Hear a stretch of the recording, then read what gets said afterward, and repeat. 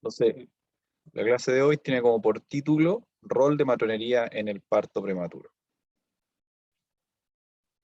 Los contenidos que vamos a ver hoy, vamos a contextualizar un poco de dónde viene la relevancia de este problema y cuál es la relevancia también en nuestro rol de matronería finalmente en un tema que epidemiológicamente nos compete a nosotros y que compete finalmente a la salud de la población.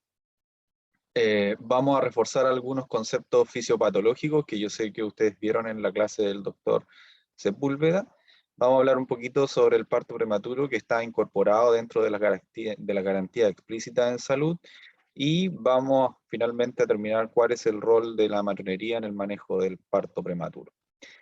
En los primeros dos puntos de esta clase trataré de ser voy a tratar de ir un poquito más rápido. De todas maneras, si ustedes tienen alguna duda, pueden ir interrumpiéndome.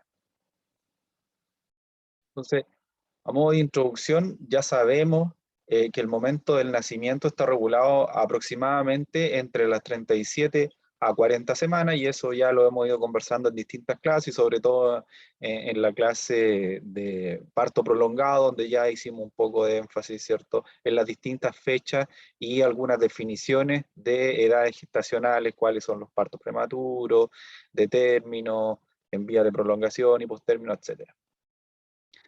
Ahora, ¿por qué es tan importante este tema? Porque el nacimiento antes de las 37 semanas trae consecuencias inmensas tanto para la madre como por sobre todo en el recién nacido. Y ahí sabemos que a menos edad gestacional, mayor es el problema que se puede causar. Y por lo tanto, la salud perinatal, que es un indicador de la salud de la población, de una población X, es un indicador muy relevante con respecto a cuál es el nivel de salud que tiene la población. Por lo tanto, tenemos que preocuparnos de este tema, que es el parto prematuro, dada la alta morbimortalidad que trae consigo.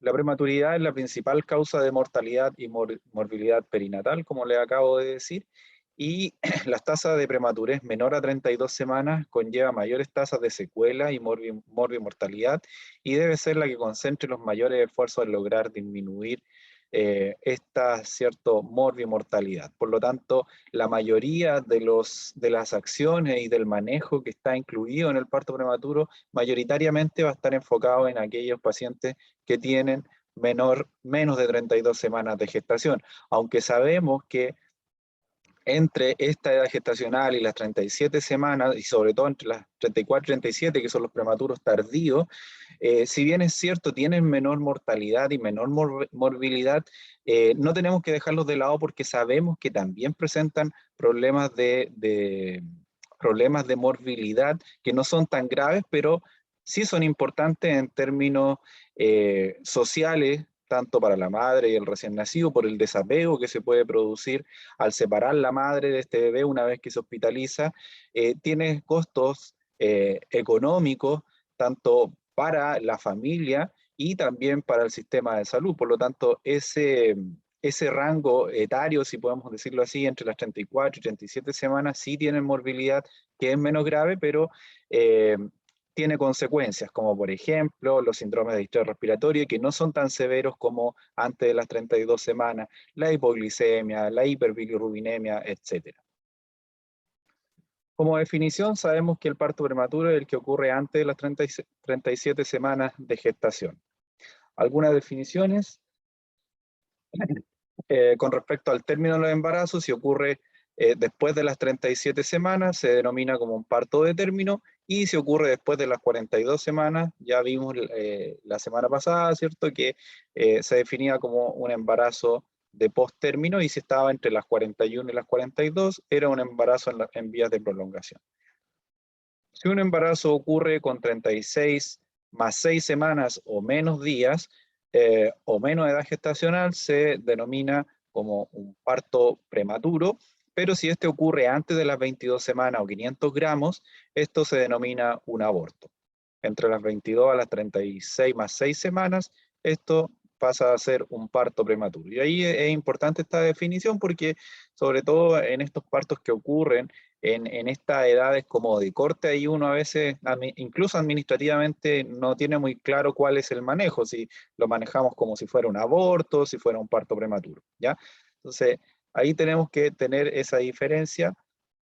El corte, ¿cierto? Son las 22 semanas o los 500 gramos, dependiendo si es menos de 500 sería un aborto y más de 500 podría ser un parto prematuro. Como ya dijimos, aquellos que tienen menos de 32 semanas son aquellos que tienen una prematurez de alto riesgo y por lo tanto la mayoría del enfoque va a ir hacia a ese grupo de pacientes que tienen esta edad gestacional. Aquí hay algo súper importante. En Chile y la mayoría de los reportes internacionales dicen que la viabilidad o la posibilidad de manejo clínico para tener una sobrevida después del parto está entre las 23 a 24 semanas. La definición es a las 24 semanas, pero sí se tiene que tener en cuenta de que entre las 23 y las 24 semanas igual hay que ir evaluando caso a caso porque pueden haber errores de cálculo de edad gestacional, a lo mejor errores de cálculo de peso, etcétera. Por lo tanto, ahí se tiene que ir evaluando cada caso, ¿ya? Y ahí a veces nos toca un poco discutir, sobre todo con el equipo neonatal, cuál va a ser el manejo después de que nazca este bebé, porque probablemente quien esté en el aneo dice, bueno, tiene 23 semanas, tiene cero posibilidad de vida, no tenemos capacidad de darle respuesta terapéutica y cuando nazca no hacemos nada, pero sí hemos tenido casos en que la paciente tiene 22 o 23 semanas y que después del nacimiento logran tener una sobrevida, así que por lo tanto ahí hay que ir evaluando caso a caso. Antes de las 34 semanas es un parto prematuro temprano y de las 34 a las 36 más 6 semanas es un parto prematuro tardío que, como yo les decía, muchas veces es un grupo de prematuros que dejamos un poquito de lado y que en la clínica vemos que sí tienen morbilidad, que no es tan grave, pero sí tiene morbilidad, por lo tanto, cada vez que nazca uno de estos bebés que tienen menos de 37 semanas, uno tiene que pensar que pueden tener morbilidad asociada. Y ahí a veces, sobre todo nos toca discutir un poco con los obstetras, con los médicos, porque dicen, no, pero si interrumpámosla o hagámosle una inducción, una cesárea por X motivo obstétrico, y ahí nosotros como equipo neonatal tenemos que decirle, bueno, pero aseguremos que tenemos cupo neonatal, ¿cierto? Que tenemos la disponibilidad de que este bebé se pueda hospitalizar. Y ahí la mayoría de las veces los obstetras dicen, bueno, pero si las 34 semanas no les va a pasar nada, tiene buen peso, etcétera.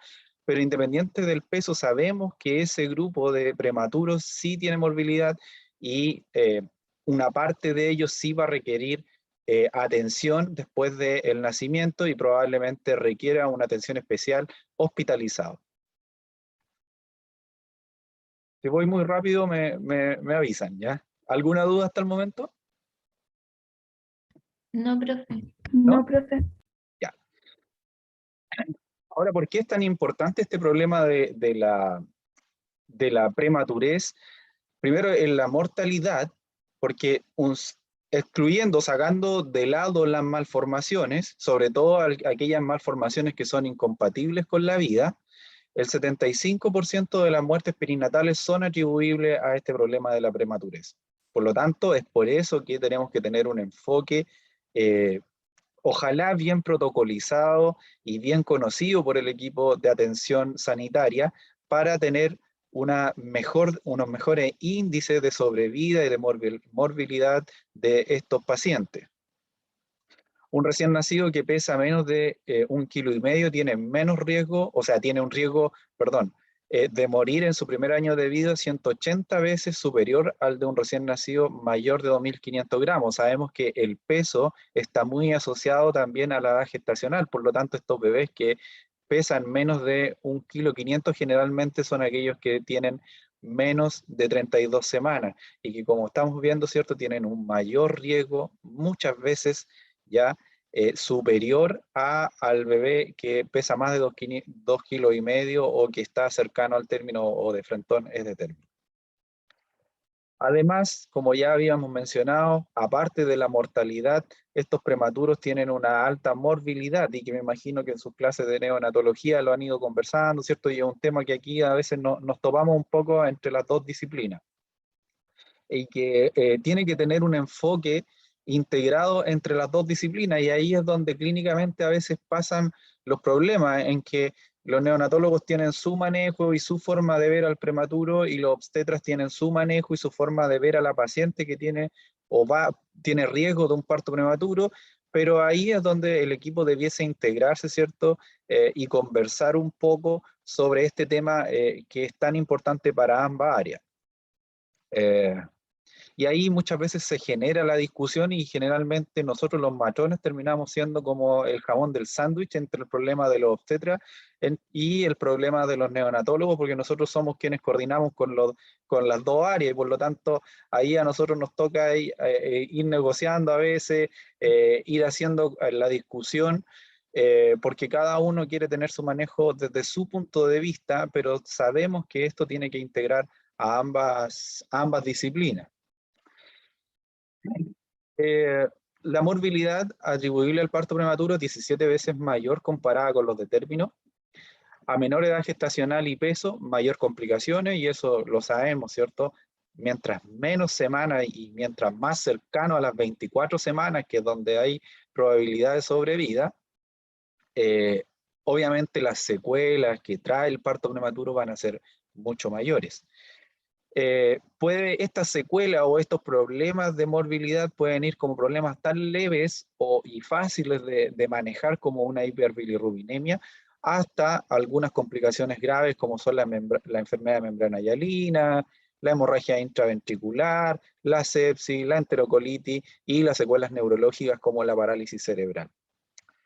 Entonces, y sobre todo, ¿cierto? Como dice ahí, un 50% de las anormalidades neurológicas, sobre todo la parálisis cerebral, son atribuibles a la prematurez y que son cosas que hay que tener en cuenta al momento de discutir el momento del nacimiento de estos prematuros, sobre todo en estas edades gestacionales que están como en el punto de corte de sobrevida y de manejo terapéutico, en aquellos que están cerca de las 23 y 24 semanas, ¿ya?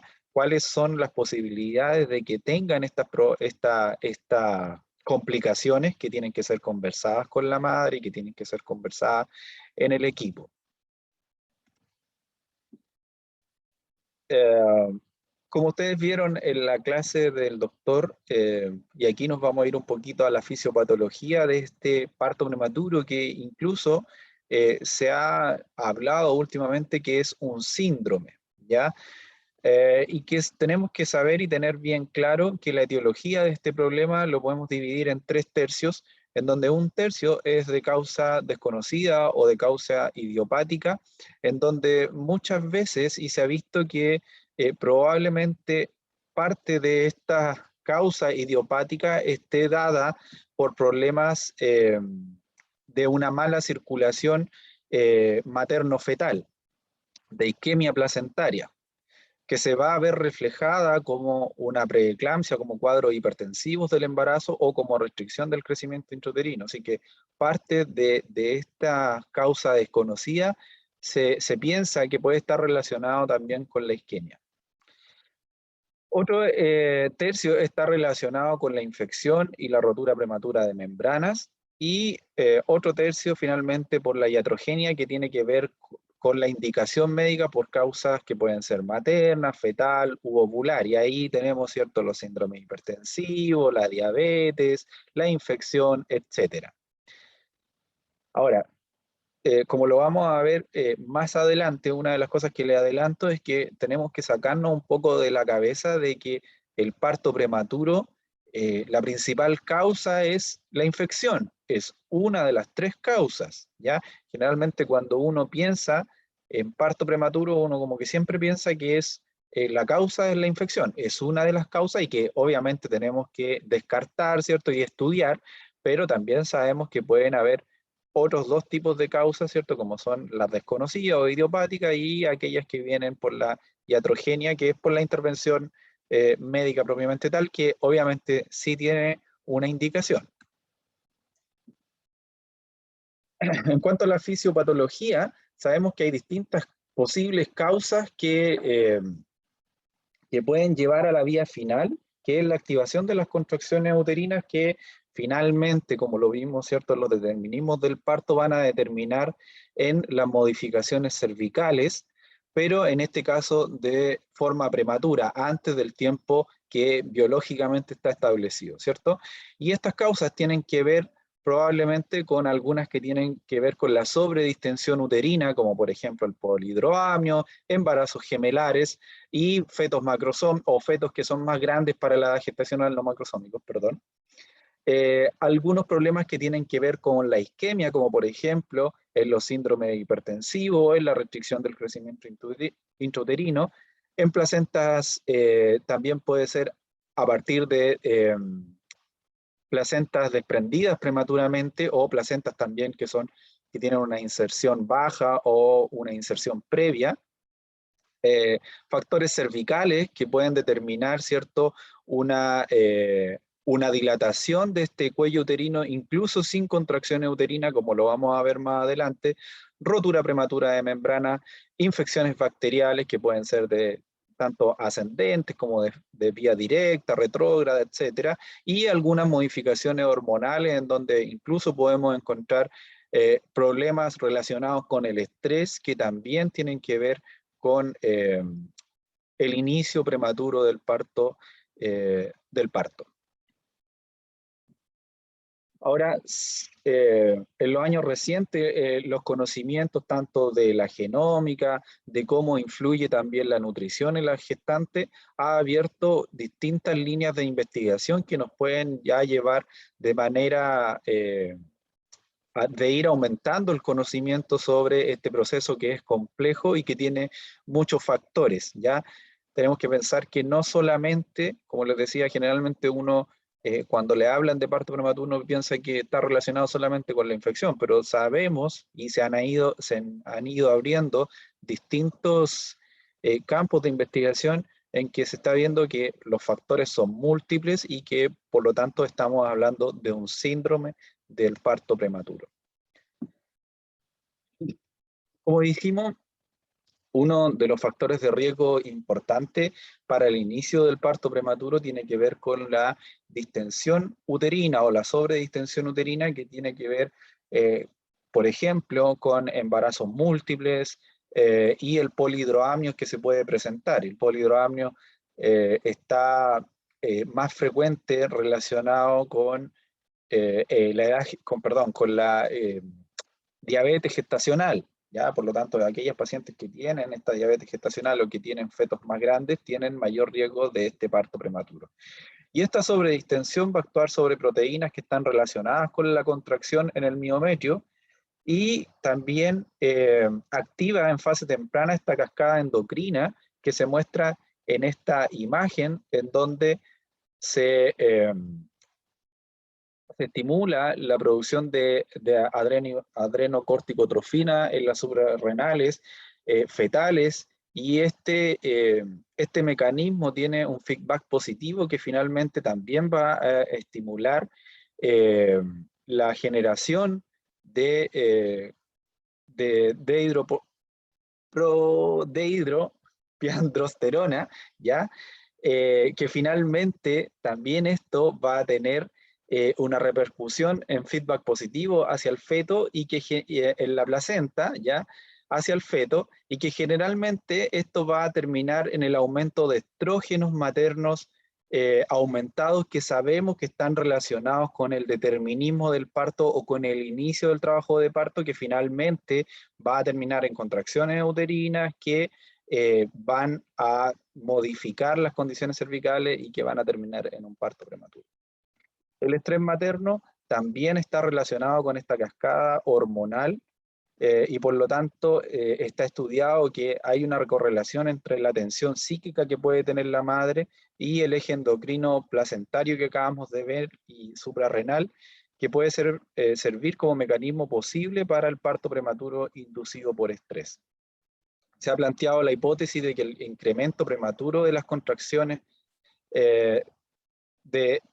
el incremento prematuro de la producción de cortisol aumente, ¿cierto?, el nivel de estrógeno, y esto va a dar finalmente a la desaparición temprana del periodo de quiescencia uterina o de la inactividad uterina, que como vimos anteriormente o cuando vimos el año pasado, ¿cierto?, significaba el 95% del tiempo del embarazo, y que esta quiescencia comenzaba a desaparecer a partir de aproximadamente las 36 semanas para que finalmente el parto ocurriera entre las 37 y las 40 semanas. Desde el punto de vista fisiológico, el aumento prematuro de las cantidades de estrógeno puede alterar la inactividad del miometrio, lo que acabamos de decir, ¿cierto?, y acelerar la maduración del cuello uterino. Una de las causas importantes también relacionadas con el parto prematuro tiene que ver con la infección, que como vimos anteriormente es 1/3 de las causas que finalmente van a determinar un parto prematuro, y que muchas veces está asociado a la rotura prematura de membranas de pretérmino. Como dice ahí, ¿cierto?, la imagen, la infección no explica todas las causas de parto prematuro, y eso tenemos que tenerlo claro, pero sí nosotros en el manejo de este parto prematuro y en el estudio de las posibles causas tenemos que incluirlo y descartarlo. También esta infección puede darse con membranas íntegras, no siempre con membranas rotas, y puede ser dado por infecciones ascendentes, a través de infecciones del tracto urinario, infecciones cervicovaginales o por invasión microbiana a la cavidad uterina, como por ejemplo en algunos procedimientos obstétricos, como por ejemplo en la amniocentesis. Entonces, la infección puede estar dada por una vía hematógena a través de la sangre y finalmente invadir la cavidad uterina. Puede ser dada por una infección retrógrada, sobre todo cuando hay infección de la cavidad peritoneal. Esta infección de manera retrógrada puede llegar a la cavidad uterina de manera directa, como por ejemplo en los procedimientos ginecobstétricos, en donde se hace acceso a la cavidad uterina de forma directa, como por ejemplo en la amniocentesis, y de forma ascendente por el canal vaginal. Finalmente, esta infección va a provocar, ¿cierto?, una colonización de los microorganismos en el líquido amniótico, lo que va a determinar una síntesis de prostaglandinas que sabemos que están relacionadas con el inicio del trabajo de parto, y estas prostaglandinas van a estimular las contracciones uterinas, y que si esto ocurre antes del tiempo estimado va a terminar, ¿cierto?, en un parto prematuro. De ahí viene, ¿cierto?, que parte del tratamiento del parto prematuro, si ustedes lo vieron en la clase, incluye de hecho el uso de antiinflamatorios no esteroidales para inhibir las contracciones que se producen en el parto prematuro. Y ahí está, ¿cierto?, la base fisiopatológica de por qué se pueden utilizar estos medicamentos, como por ejemplo podemos utilizar la indometacina, ya que es un antiinflamatorio no esteroidal. También han habido estudios de uso de ibuprofeno, y esto es la base, ya que en el fondo se produce una reacción inflamatoria, y estos medicamentos actúan sobre la cascada inflamatoria inhibiendo la ciclooxigenasa, y que sabemos que finalmente eso termina en la producción de prostaglandina. Los microorganismos que ascienden colonizan el cuello uterino, la decidua, ¿cierto? Y tal vez las membranas donde pueden penetrar el saco amniótico, y, ¿cierto?, esta infección incluso puede llegar al feto y producir una infección connatal. Las toxinas elaboradas por la bacteria inducen la atracción de células inmunitarias, y por lo tanto se genera una reacción inflamatoria local dada por estas citocinas o estas toxinas que generan esta reacción inmunitaria, y estas pueden actuar dentro del cuello uterino, en la decidua, en la membrana o en el propio feto. Finalmente, estos lipopolisacáridos y la citocina inducen la liberación de prostaglandina a partir de la membrana, la decidua, el cuello, y esta situación influye finalmente en la desaparición de la quiescencia miometrial, y finalmente comienza la actividad del miometrio con contracciones que van a derivar en las modificaciones cervicales. Ahora, esta infección y esta respuesta inmunitaria, ¿cierto? También puede finalmente terminar en la síntesis de colagenasa y elastasas, las que van a determinar, ¿cierto? Esta síntesis de esta colagenasa y elastasa en que derive en una rotura prematura de membranas. Por lo tanto, ahí vemos que la infección también predetermina esta aparición de la rotura prematura de membranas, y que esta rotura prematura de membrana, si es que ocurre antes de las 37 semanas, ¿cierto? Es una rotura prematura de membranas de pretérmino. Se generan prostaglandinas y uterotoninas en la deciduo de las membranas ovulares que van a determinar, ¿cierto?, la aparición de este síntoma de parto prematuro. Como vimos, la isquemia uteroplacentaria también está relacionada con el parto prematuro, y la hipótesis etiológica correlaciona el parto prematuro idiopático, como lo vimos anteriormente, con fenómenos que reducen el flujo sanguíneo al útero y la placenta, lo que se denomina isquemia uteroplacentaria. Como por ejemplo, y ya le había dado cierto este ejemplo, en la aparición de la restricción del crecimiento intrauterino, en la preeclampsia, en donde sabemos que hay una isquemia uteroplacentaria y que esta isquemia se asocia frecuentemente con inicio prematuro del trabajo de parto.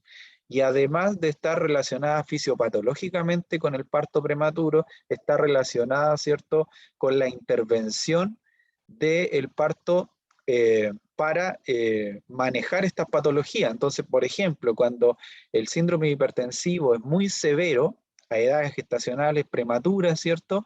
Esa paciente con esta preeclampsia o el síndrome hipertensivo severo tiene que interrumpirse el embarazo. Por lo tanto, no solamente tiene que ver con la causa isquémica de la forma fisiopatológica, sino que también tiene que ver con la intervención que se tiene que hacer para tratar estas condiciones como son la preeclampsia y la restricción del crecimiento intrauterino. Ahora, es posible evaluar la presencia de alteraciones en el flujo sanguíneo uteroplacentario mediante el estudio de la resistencia de la arteria uterina utilizando el ultrasonido Doppler que se hace en la ecografía del segundo trimestre. ¿Ya? Entonces, este Doppler se puede medir, y también se puede medir esta resistencia de la arteria uterina a las 12 semanas, y con eso se puede predecir el riesgo de parto prematuro y también de la presencia de síndrome hipertensivo. ¿Ya? También el parto prematuro puede venir dado por una disfunción cervical. Y aquí aparece, ¿cierto?, la incompetencia cervical. ¿Lo habían escuchado antes, no?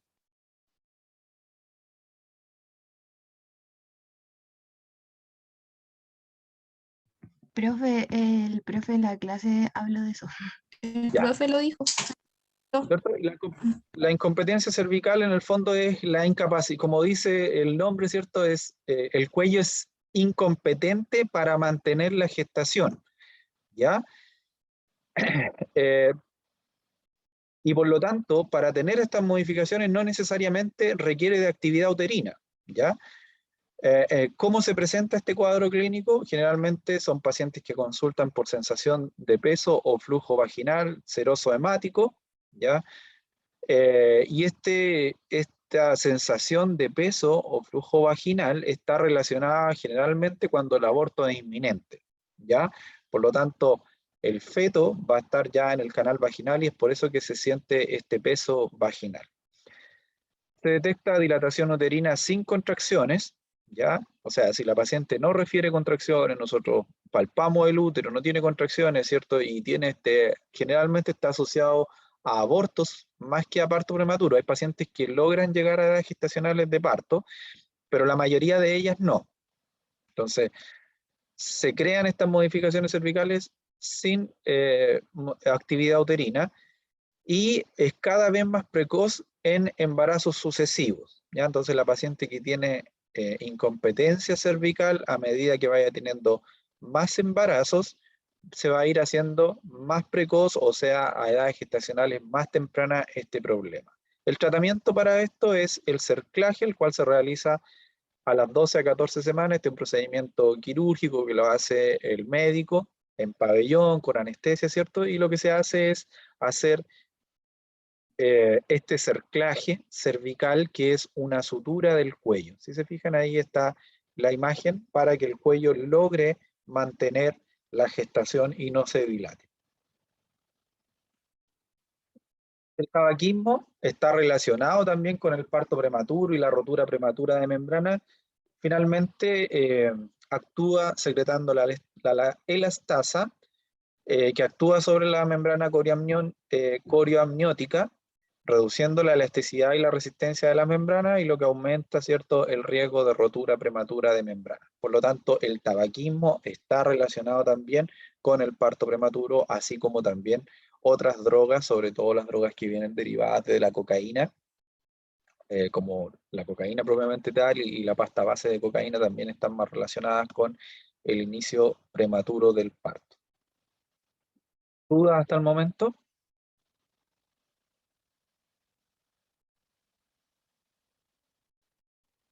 No, profe. Dada la importancia del problema, ya de manera epidemiológica, lo cual impacta, ¿cierto?, mayoritariamente en la morbilidad perinatal más que en la materna, y como dijimos, esto trae también consigo gastos económicos, tanto para el sistema como para la familia del paciente. Este problema de salud está incluido dentro del GES, que son las garantías explícitas en salud. ¿Cuáles son las patologías que están incorporadas? ¿Ya? Dice la guía de GES de parto prematuro que quedan incluidas las siguientes enfermedades o sinónimos que designen la terminología médica, ¿ya? Toda embarazada con factores de riesgo de parto prematuro o síntomas de parto prematuro, ¿ya?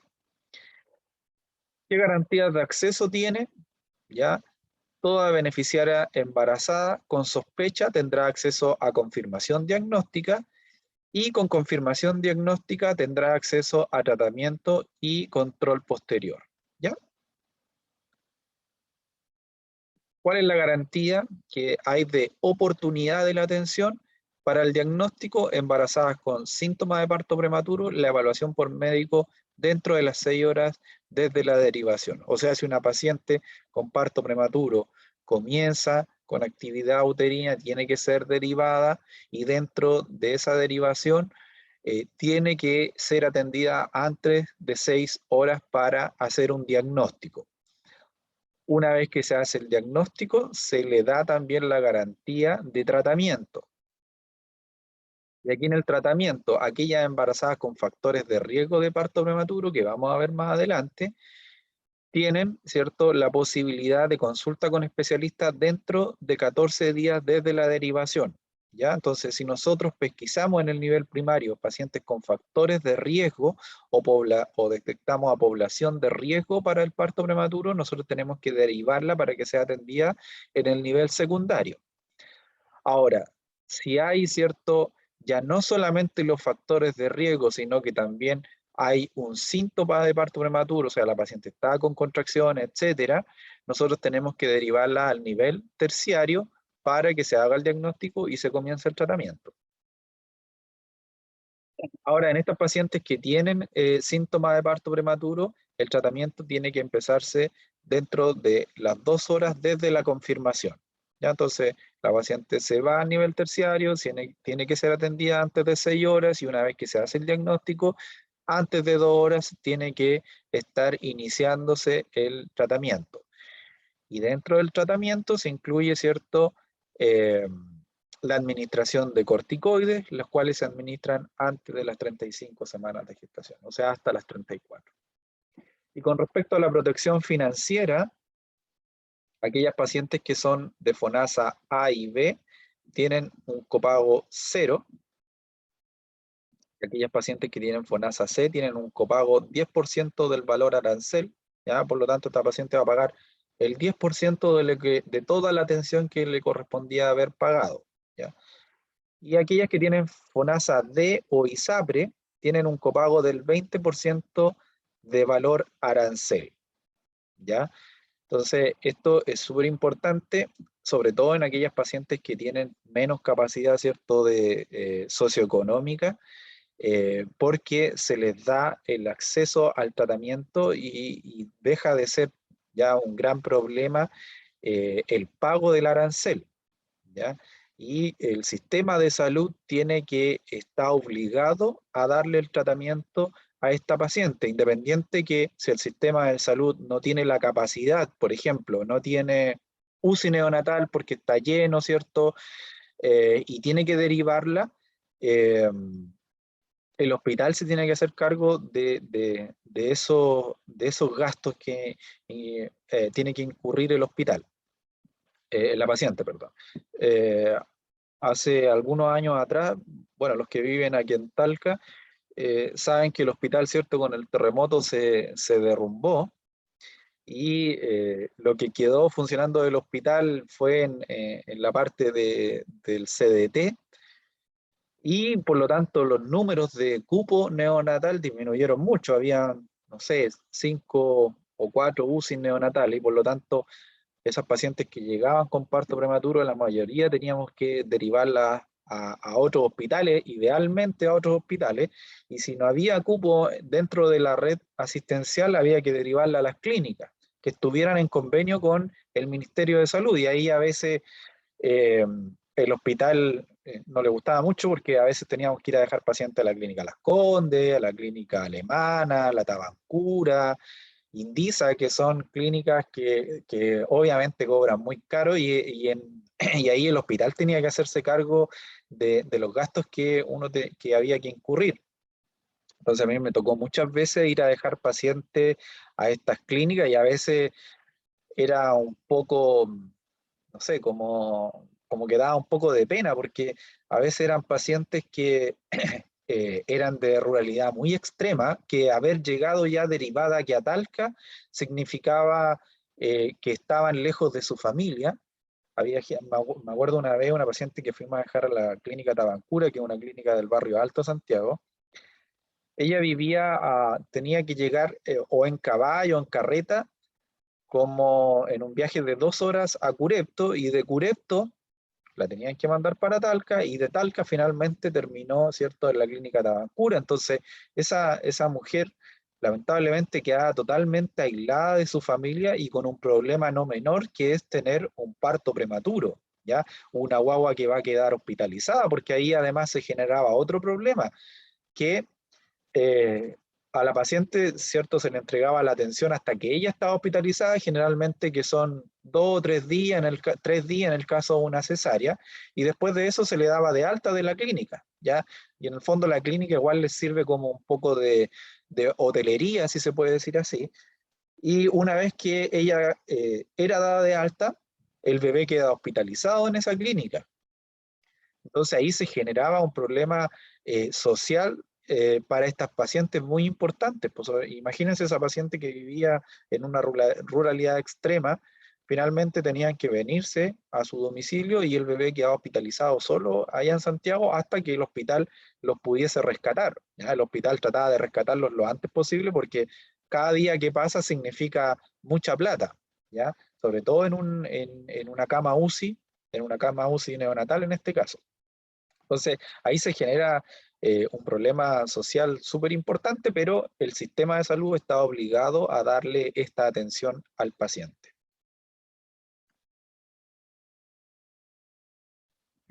No sé si estos formularios los vimos anteriormente, pero se los voy a mostrar de todas maneras y que también están dentro de nuestra labor administrativa y que a lo mejor no nos va a tocar a nosotros hacerlo, pero sí nosotros tenemos que procurar que estos documentos estén presentes, que son los formularios del GES. Y que finalmente son los documentos que respaldan al sistema de que la atención se hizo y que si la atención se hizo, sobre todo para los hospitales que son autogestionados, con estos papeles el hospital puede cobrar finalmente a FONASA la atención que prestó, ¿ya? Entonces, los hospitales que se autogestionan económicamente, es súper importante que tengan estos papeles en mano y que se hagan y nosotros tenemos que verificar, ¿cierto?, que esté la existencia de estos documentos, que estén firmados por el tratante, por el paciente, etcétera. El primero de ellos es el formulario de constancia de información al paciente GES, en donde aquí al paciente, en palabras sencillas, se le dice, mire, usted tiene este problema de salud, en este caso el parto prematuro, y el parto prematuro está incluido dentro de la garantía GES, etcétera, y el paciente toma conocimiento y tiene que firmar, ¿ya? Entonces, ahí, a donde dice tomé conocimiento, el paciente tiene que firmar y poner su huella digital, ¿ya? ¿Qué tiene que ocurrir esto? Porque el paciente, a lo mejor no en este problema de salud, puede ser otro problema de salud, como por ejemplo la analgesia del parto. Ya sabemos, ¿cierto?, que es un problema GES.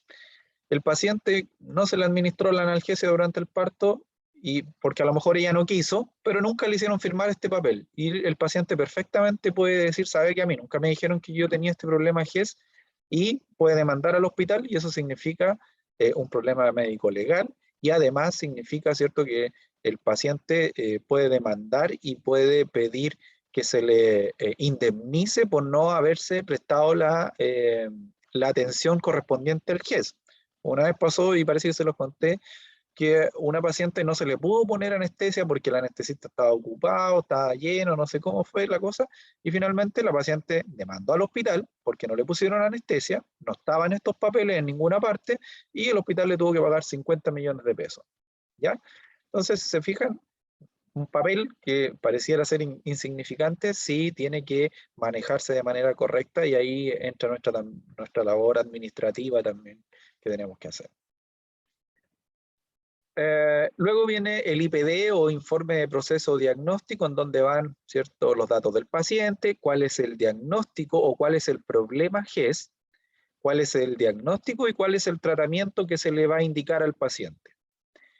Y una vez que se hizo el tratamiento, se tiene que cerrar el caso, ¿ya? Y ahí van casi los mismos datos, el diagnóstico, las prestaciones que se hicieron y finalmente cómo se cerró el caso. Se prestó la atención, el paciente la rechazó, etcétera, ¿ya? O no había disponibilidad de prestador de servicios, etcétera. Y ahí se da, ¿cierto?, por terminado el caso GES.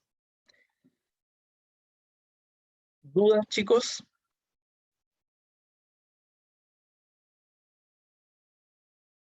Chicas. Profe, yo tengo una pregunta sobre el GES. ¿Ya?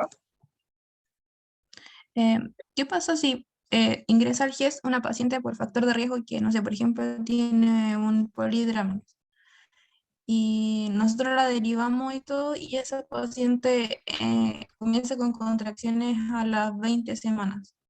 Eh, Esa derivación ya sale del GES porque no entraría en la categoría de parto prematuro. No, no entra en la categoría de parto prematuro. Y también vamos a ver cuáles son los factores de riesgo que están incluidos, ¿ya? Ahora, es como raro que se presente, por ejemplo, un polidroamnio antes de las 20 semanas, ¿ya? Y a las 20 semanas no está incluido dentro de la población objetivo, que en este caso es de las 24, ¿cierto?, semanas en adelante. Y más adelante les voy a mostrar cuáles son la población de riesgo que está incluida dentro del GES. Bien, ¿les parece que nos tomemos 10 minutos de descanso? Ya, profe. Ya, estamos entonces a las 3:20. Ya.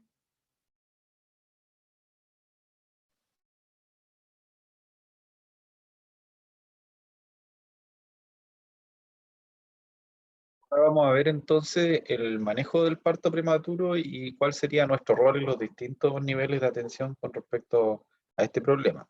En Educando les quedó la ficha de la guía clínica de prevención de parto prematuro para que la puedan descargar y leer. Y también les voy a dejar una guía de estudio de los medicamentos que se utilizan en el tratamiento del parto prematuro, ya tanto de los corticoides como de los topolíticos y también de la prevención de la parálisis cerebral que se hace en la neuroprotección con sulfato de magnesio. También va a quedar ahí en esa guía para que la estudien. De todas maneras, lo vamos a conversar ahora en la clase.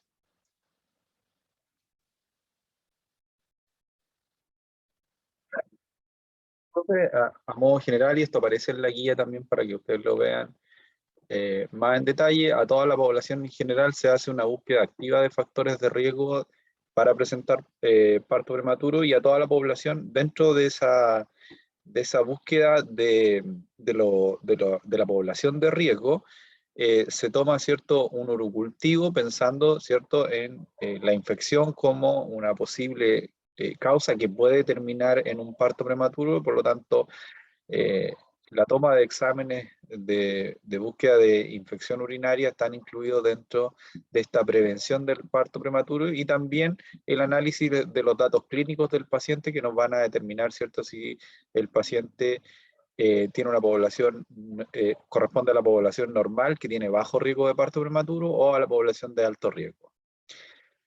Dentro de la población de alto riesgo es a quienes, ¿cierto?, se va a prevenir de manera más activa el parto prematuro, y para eso se va a hacer la búsqueda activa de vaginosis bacteriana.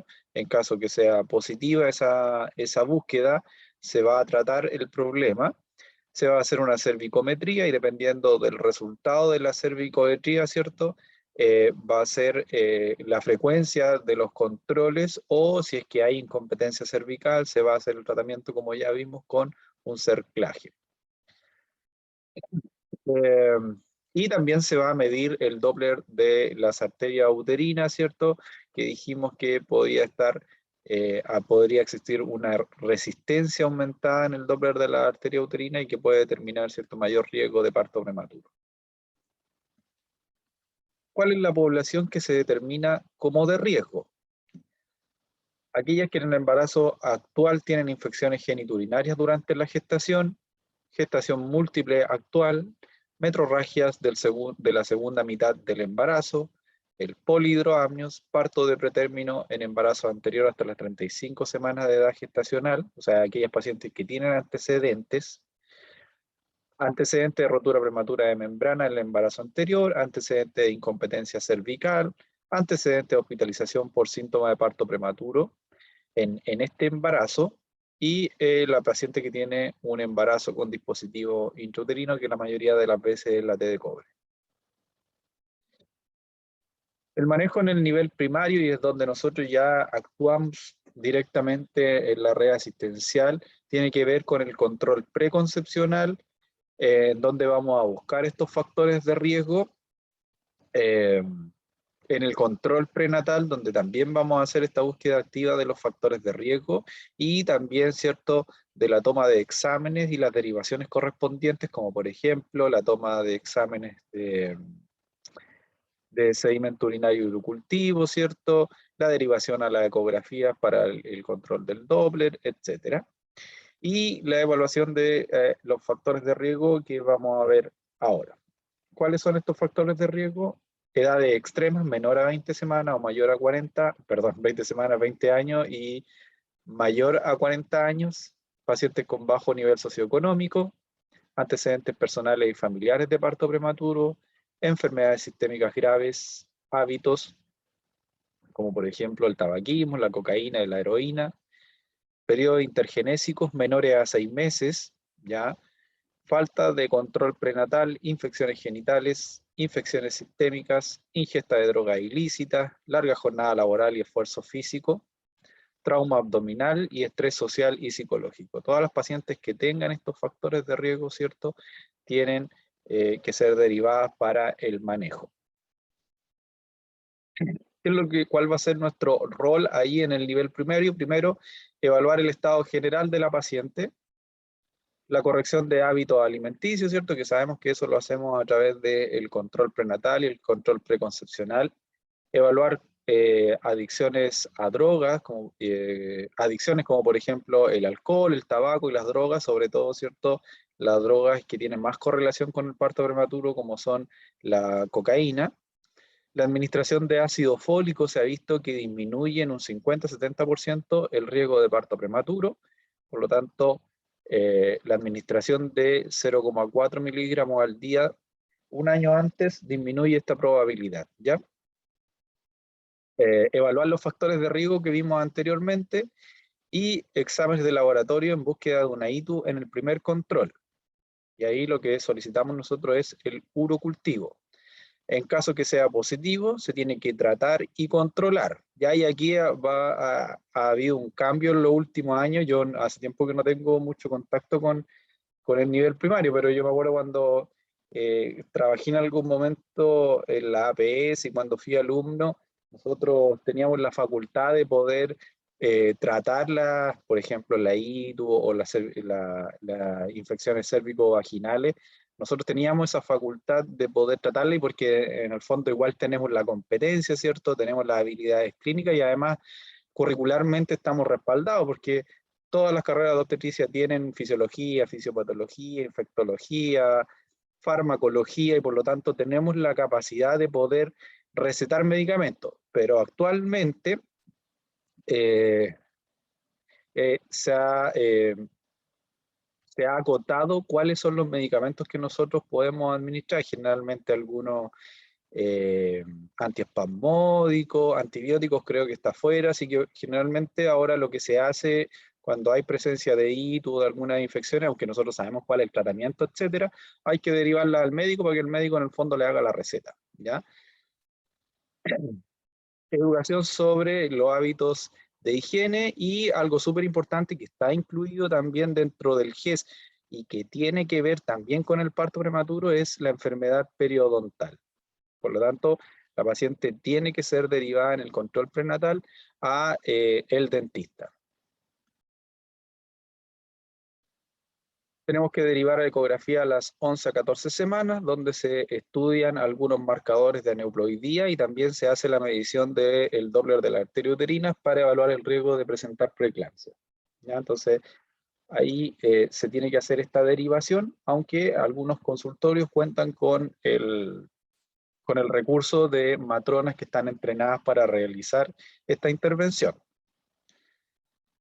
Y también tenemos que derivar a la paciente con interconsulta al nivel secundario a las 22 o entre las 22 a 24 semanas para que se haga el Doppler de la arteria uterina que predice el síndrome hipertensivo y la restricción del crecimiento intrauterino que, como dijimos, podían estar involucrados dentro de las causas del parto prematuro. Bueno, además en esta ecografía sabemos que se hace una biometría fetal, se hace un estudio acabado de la anatomía fetal, etc.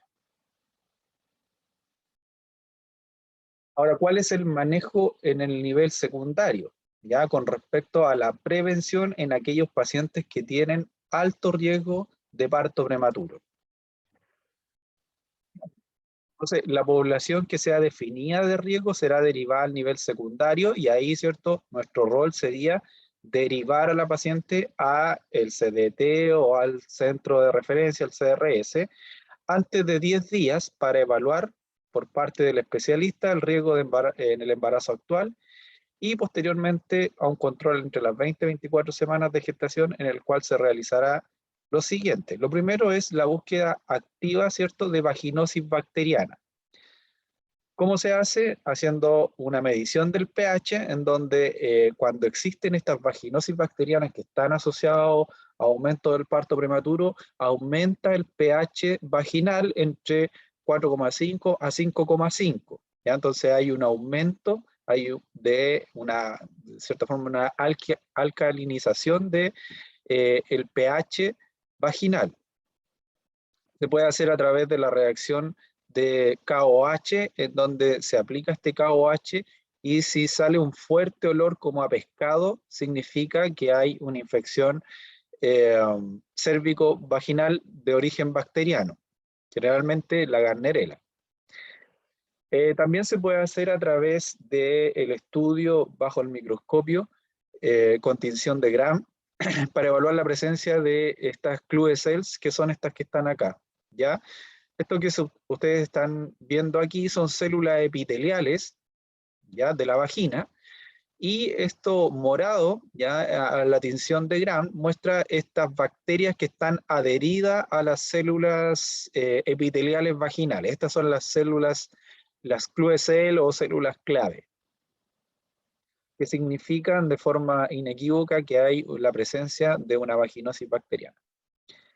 Y también clínicamente nosotros podríamos determinar que hay presencia de esta infección bacteriana en la vagina, viendo una leucorrea que es homogénea, adherente y grisácea y que generalmente tiene como un olor a pescado, ¿ya? ¿Cuál es el tratamiento de esta vaginosis bacteriana? Metronidazol 2 gramos por una vez o 500 miligramos cada 8 horas por 5 días por vía oral, ¿ya? Entonces ese sería el tratamiento que ayuda a prevenir la aparición del parto prematuro.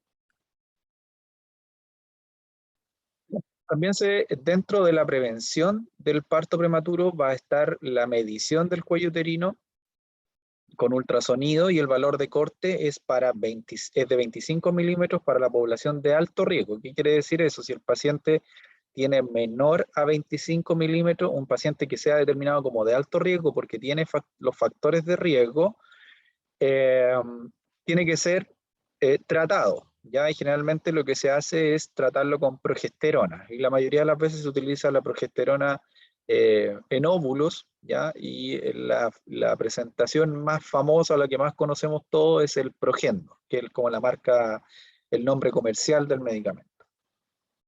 Entonces aquellas que tienen un valor de 25 milímetros se inicia este tratamiento. Y en aquellas pacientes que tienen que son de bajo riesgo, el punto de corte son 15 milímetros, o sea, es mucho menor, ¿ya? Por lo tanto, ¿cierto? Ahí, como dice, la progesterona natural micronizada de 200 miligramos desde el diagnóstico de cervix corto hasta las 36 semanas, o cuando la paciente rompa membrana, o hasta que inicie trabajo de parto prematuro, ¿ok? Entonces, las pacientes que tienen alto riesgo, con 25 milímetros, menor a 25, se inicia tratamiento con Progendo hasta el parto, o hasta que rompa membrana, ¿cierto? O hasta las 36 semanas. Y en aquellas que tienen bajo riesgo o que no tienen factores de riesgo, por lo tanto no son determinadas como población de riesgo, se inicia con una cervicometría de 15 milímetros. En mujeres con antecedentes de parto prematuro y idiopático previo, o sea, de causa desconocida, menor a 35 semanas, cervicometría cada 2 semanas entre las 14 y 24 semanas. Si el cervix es menor a 25 milímetros, evaluar el cerclaje o progesterona. Y desde las 24 semanas, cervicometría mensual, y si el cervix es menor a 15 milímetros, evaluar la posibilidad, ¿cierto?, de hospitalizar a la paciente y administrarle los corticoides para inducir maduración pulmonar. A través de la medición también del cervix, aquí se muestra, ¿cierto?, una ecografía transvaginal, donde aquí se está midiendo esto que está en estos dos puntos, miden el cuello uterino, ¿ya? Entonces ahí se va a calcular cuántos milímetros mide el cuello, ¿ya? El canal vaginal. Y que vimos si era menor a 25 en la población de alto riesgo, ¿cierto? Tenía mayor probabilidad de tener parto prematuro, y menor a 15 en la población de bajo riesgo. Ahora, otro de los indicadores de riesgo es la aparición del funneling o embudo, ¿ya? Que es el signo de funneling, en donde se produce, ¿cierto? Esto de aquí, ¿ya? Lo que está para acá, esto es la cabeza. Y esto, o el polo fetal, puede ser a lo mejor polo podálico, pero esta es la cabeza, por la forma que tiene. Y cuando se hace presión o en el fondo se hace un estrés, ¿cierto?, a el cuello, ya puede ser aplicándose presión en el fondo del útero para hacer bajar la cabeza, o si la paciente tuviera contracción, o si con la contracción, ¿cierto?, se produce esta imagen que se ve aquí, ¿cierto? Esta paciente tiene mayor riesgo de parto prematuro. Ya este es el signo de funneling.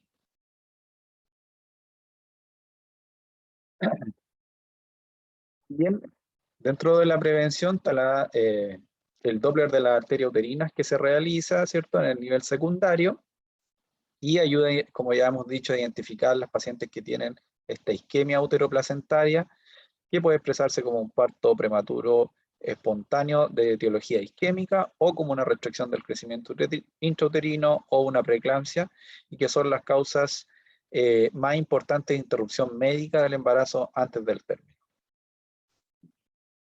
Esta exploración se realiza entre las 20 y 24 semanas por vía transvaginal, por lo cual se puede hacer simultáneamente con la evaluación que se hizo del cervix, el que acabamos de ver. La población de riesgo es aquella que está sobre el percentil 95 del índice de pulsatilidad y el promedio es mayor a 1,54. Detecta el 85% de la población que tendrá preeclampsia y restricción del crecimiento intrauterino, que requiere interrupción antes de las 34 semanas. Un Doppler alterado requiere de seguimiento seriado de crecimiento y bienestar fetal y longitud del cervix. El uso de progesterona reduce la frecuencia de parto prematuro. Las formas de hacerlo es a través de administración de progesterona por vía intramuscular, 200 miligramos a la semana, o a través de la progesterona micronizada, que como les dije, el que más se utiliza es el Progendo, en dosis de 200 miligramos vía vaginal, diario. Ahora, en el nivel terciario, los criterios diagnósticos para amenaza de parto prematuro son los siguientes: que la paciente tenga 6 o más contracciones uterinas en 30 minutos. Por lo tanto, idealmente esto tiene que ser documentado. ¿Cómo documentarían ustedes o cómo evidenciarían que la paciente tiene 6 o más contracciones en 30 minutos?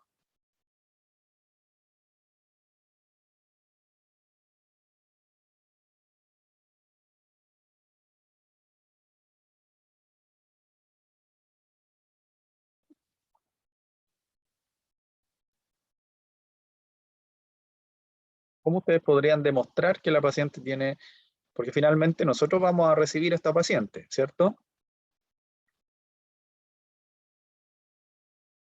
¿Alguien escribió por ahí? Con un monitoreo. Con un monitoreo. Por lo tanto, cuando una paciente consulta, ¿cierto?, por contracciones, además, ¿cierto?, que nos sirve para evaluar el bienestar fetal, etcétera, nos va a servir para poder nosotros documentar que la paciente tiene actividad uterina, ¿ya?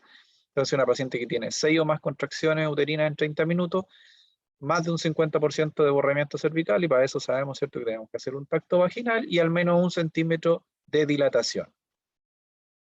Para el diagnóstico se requiere la presencia de contracciones y uno de los criterios de modificaciones cervicales en un embarazo entre las 22 y 36 más 6 semanas de gestación. ¿Ya? Entonces puede ser las contracciones más el borramiento o las contracciones más la dilatación. Ojo ahí, porque es 1 centímetro nomás de dilatación, ojo ahí que pueden haber pacientes que tienen dilatación de multípara, ¿ya? Y recuerden que en la multípara el cuello tiene cierta dilatación, queda con cierta dilatación, pero que generalmente se observa solamente en el orificio cervical externo y no en el interno. Por lo tanto, uno, al hacer el tacto, en un principio logra identificar que el cuello está dilatado, pero al tratar de avanzar por el canal cervical, se van a encontrar que el OSI, o el orificio cervical interno, está cerrado. Entonces, puede ser las contracciones más uno de los 2 criterios que aparecen más abajo.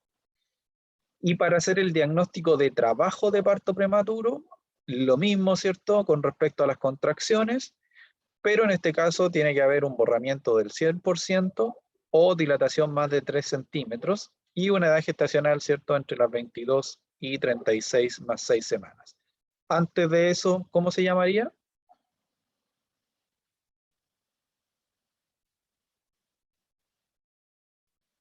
¿Cómo creen ustedes que se llamaría? ¿Puedes poner la ¿Aborto? pregunta, profe? Si la paciente tuviera, ya, vamos a este primero. Si la paciente tuviera estos criterios, pero tiene menos de las 22 semanas, ¿cómo creen ustedes que se llamaría? ¿Como aborto? Amenaza de aborto, ¿ya? Aborto. Amenaza de aborto, ¿ya? O síntomas de aborto. Ahora, si tuviera estos criterios, pero tiene menos de 22 semanas, se llamaría trabajo de aborto, ¿ya?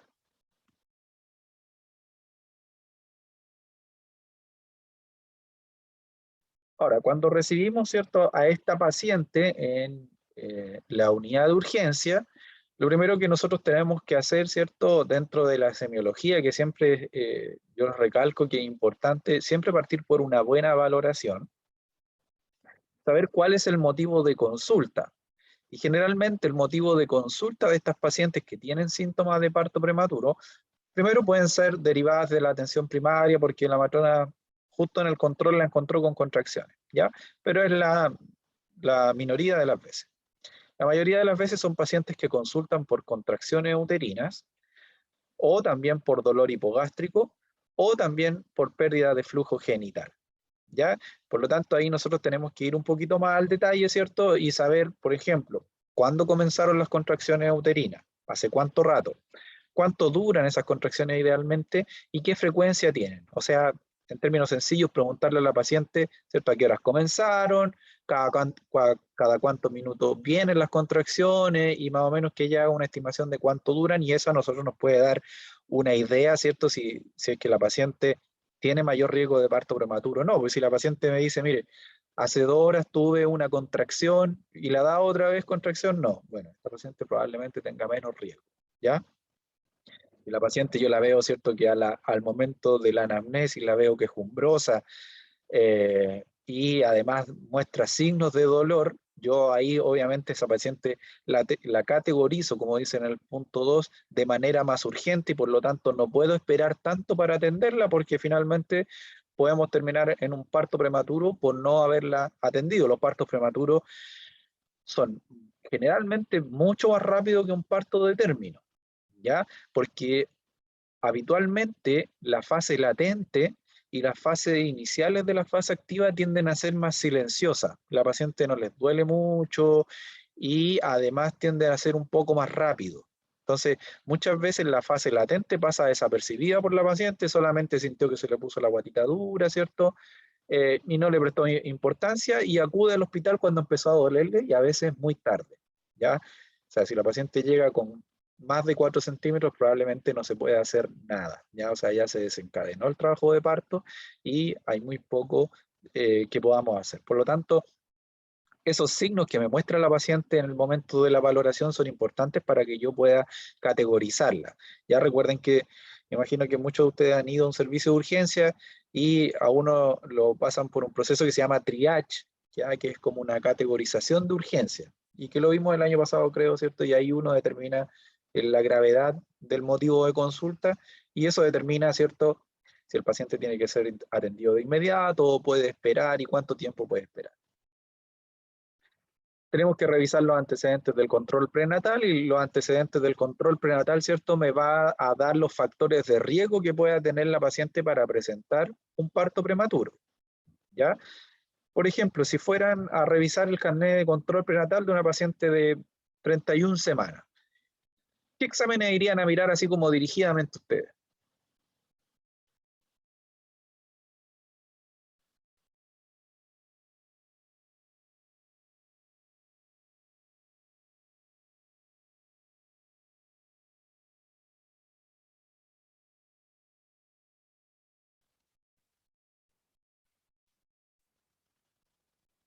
¿Está por ahí o no?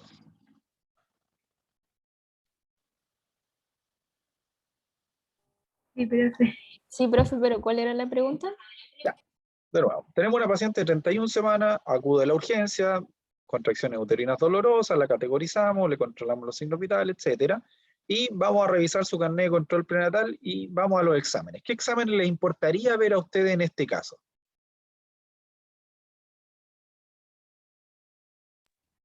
Si ha tenido infecciones urinarias recurrentes durante el embarazo. ¿Cierto? Infecciones urinarias, porque sabemos que las infecciones urinarias y la infección en general está relacionada con el parto prematuro. Y si fuéramos a ver los antecedentes de la paciente, antecedentes familiares, personales, ¿qué buscarían ustedes?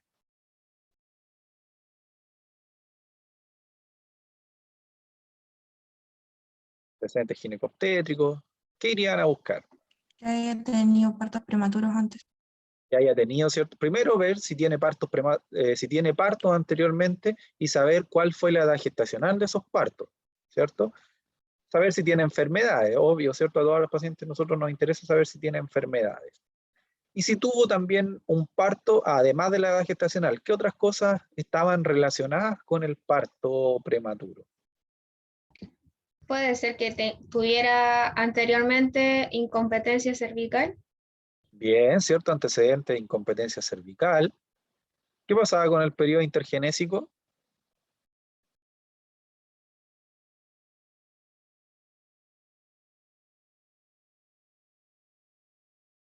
Era más corto. ¿Cierto? O sea, en pacientes que tienen periodo intergenésico menor a 6 meses tienen mayor riesgo de parto prematuro. Por lo tanto, si tiene un parto anterior, me interesa también saber cuándo fue ese parto, ¿ya? Y cuánto fue el tiempo que ocurrió entre que tuvo el parto y se embarazó de nuevo. En el fondo, eso es el periodo intergenésico, ¿ya? Averiguar sobre los síntomas, lo que habíamos dicho, ¿cierto? La duración de las contracciones, las características, si es que ha perdido flujo genital, etc. Y otra de las cosas que nos interesa también en la valoración es poder establecer una edad gestacional que sea confiable, ¿cierto? Y para eso nos vamos a revisar cuál es la FUR de la paciente, ¿cierto? Ver si es una FUR segura y confiable. Vamos a ver cuál es la correlación de la FUR de la paciente con la operacional. Y, ¿cierto? Si no tenemos ningún antecedente, que también puede pasar, que también, como vimos, dentro de la población de riesgo para el parto prematuro están aquellas pacientes que no se controlan el embarazo. Y eso tiene relevancia actualmente, porque acuérdense que tenemos muchas pacientes inmigrantes que no tienen una buena adherencia al control prenatal y que obviamente tienen mayor riesgo de complicaciones durante el embarazo y sobre todo del parto prematuro. Por lo tanto, si nosotros no tenemos ningún antecedente, no hay carnet de control, la paciente nunca se hizo una ecografía, nunca se hizo exámenes, nosotros no tenemos cómo establecer la edad gestacional. Y por lo tanto ahí a veces tenemos que valernos un poco de la clínica, ¿ya? Y a través de la clínica, ¿cómo ustedes podrían hacer más o menos una aproximación de la edad gestacional? ¿Con ecografía o maniobras de Leopold? Ya, pero la ecografía ya pasa a ser como un elemento propiamente tal clínico, sino que ya es como que utilizamos tecnología. Pero ustedes están solas, ¿cierto? No tenemos ecógrafo. ¿Cómo calcularían más o menos qué edad gestacional tiene la paciente? Como dijo por ahí la compañera, a través de más que de las maniobras de Leopold, a través de la palpación. Me imagino que eso quiso decir, ¿o no? Sí, profe. ¿Cierto? La palpación me daría, ¿cierto? Más o menos hacer una estimación a lo mejor del peso fetal o del volumen fetal. Diga. Medir la altura uterina. A través de la altura uterina, ¿cierto? Y a través de la altura uterina nosotros podríamos determinar más o menos qué edad gestacional tiene esta paciente, ¿ya? Entonces, si se fijan, y uno se enfrenta a este tipo de casos, ¿ya? Que hay pacientes, y sobre todo en la población inmigrante, las pacientes haitianas tienen poca adherencia, bueno, ahora a lo mejor un poco más, pero en un inicio tenían muy poca adherencia a los controles prenatales por un tema cultural y también a veces por un tema de su situación de inmigrante en el país, que tienen miedo, ¿cierto?, a ser demandadas, que son ilegales, etc. Entonces no se controlaban los embarazos y llegaban, algunas incluso llegaban en expulsivo, ¿ya? Y ahí uno no tenía cómo saber si acaso era un embarazo de término o si acaso era un prematuro, etc. Incluso una vez a mí me pasó una situación en que llegó una paciente en expulsivo, no sabía que estaba embarazada, o no sé si no sabía si estaba embarazada, porque además era difícil hablar con ella y con el esposo, porque no hablaban nada de español. El tema es que llegó en expulsivo, sabíamos que podía ser un embarazo chico, pero nos quedaba la duda porque igual tenía una altura uterina aumentada, o sea, grande, que hacía pensar que pudiese ser un embarazo de término, pero no sabíamos nada. El tema era que estaba en expulsivo, sale la guagua en pésimas condiciones, eh, tiene que haber pesado algo, no sé, entre 500 y 600 gramos, muy chiquitita, prematuro extremo, y queda la placenta adentro, Y finalmente la paciente, como llegó en expulsivo, no se le pudo poner anestesia, nada, quedó la placenta adentro, había que hacerle una revisión instrumental, y la llevan al pabellón a hacerle la revisión instrumental para ponerle anestesia, le ponen la anestesia, y cuando van a hacer el procedimiento sale otra guagua, ¿ya? Entonces, nadie, ni siquiera ella sabía, y menos íbamos a saber nosotros que tenía un embarazo gemelar. Entonces ahí muchas veces nosotros tenemos que poner un poco en práctica la, la clínica, pero en este caso, dada la urgencia, no da ni siquiera para estar midiéndole la altura uterina, una paciente que estaba teniendo el parto ahí, ya con una guagua, además, las dos guaguas salieron en pésimas condiciones, y que finalmente ahora esto tiene que haber ocurrido hace como 1 año y medio, 2 años. Y el otro día hablando con la neonatóloga que estuvo en ese parto conmigo, me decía que finalmente las dos guaguas lograron salir adelante, una de ellas quedó con secuelas neurológicas y la otra, y además con requerimiento de oxígeno, etcétera, y la otra eh, hace una vida totalmente normal, ¿ya? Entonces, se fijan, estos casos se pueden presentar, aunque a veces parecieran ser un poco fantasiosos, pero ocurren.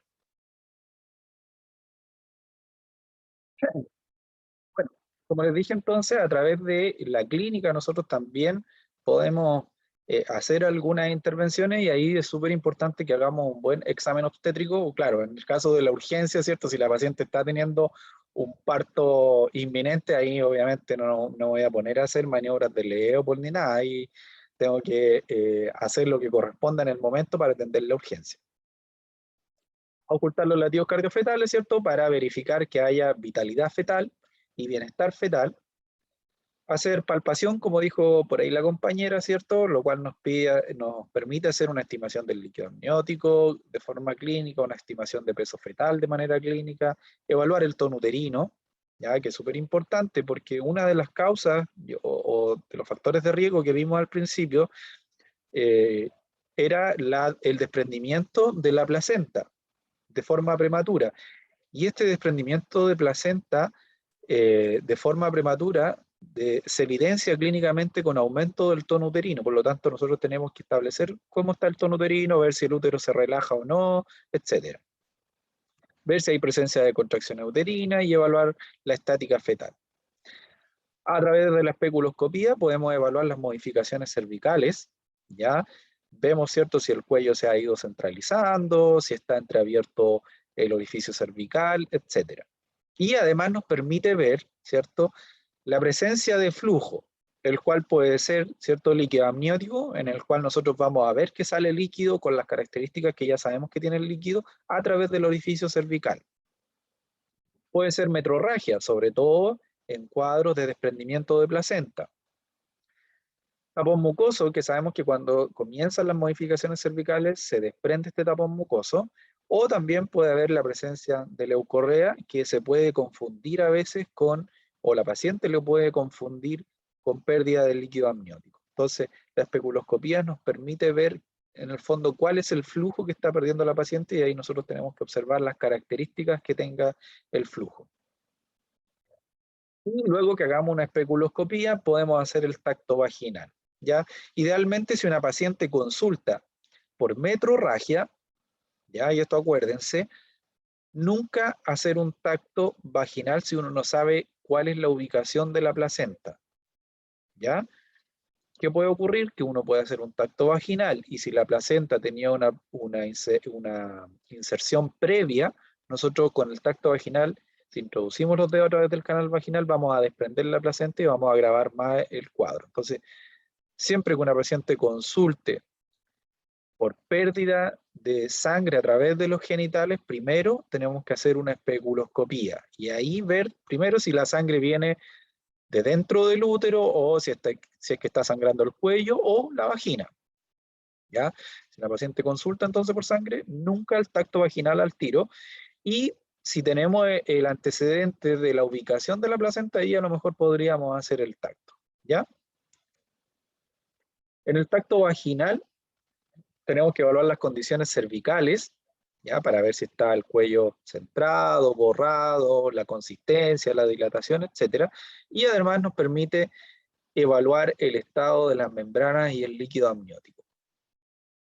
Y aquí en el parto prematuro se presenta una condición ya que no se presenta habitualmente, no se presenta generalmente en el embarazo de término, que es esta presencia de las membranas en reloj de arena.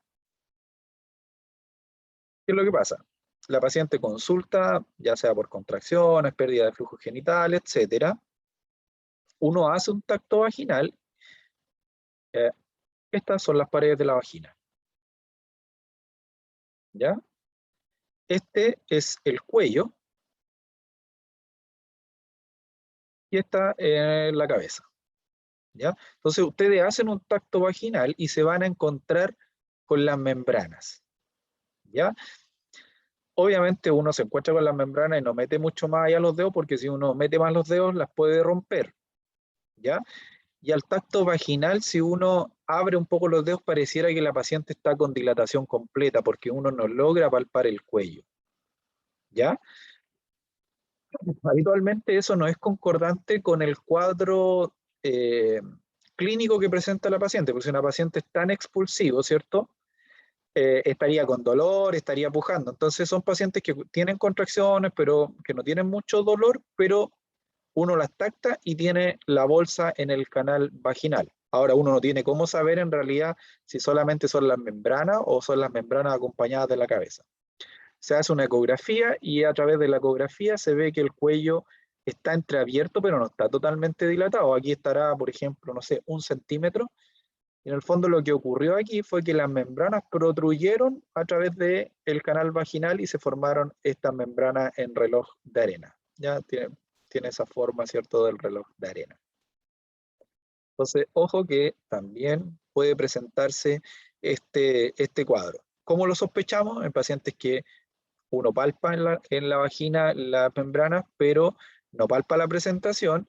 Y lo otro, que el cuadro no es muy coincidente, ¿cierto?, con una dilatación completa. ¿Ya? Uno, al tacto, pareciera que la paciente está con dilatación completa, pero no es así. ¿Dudas?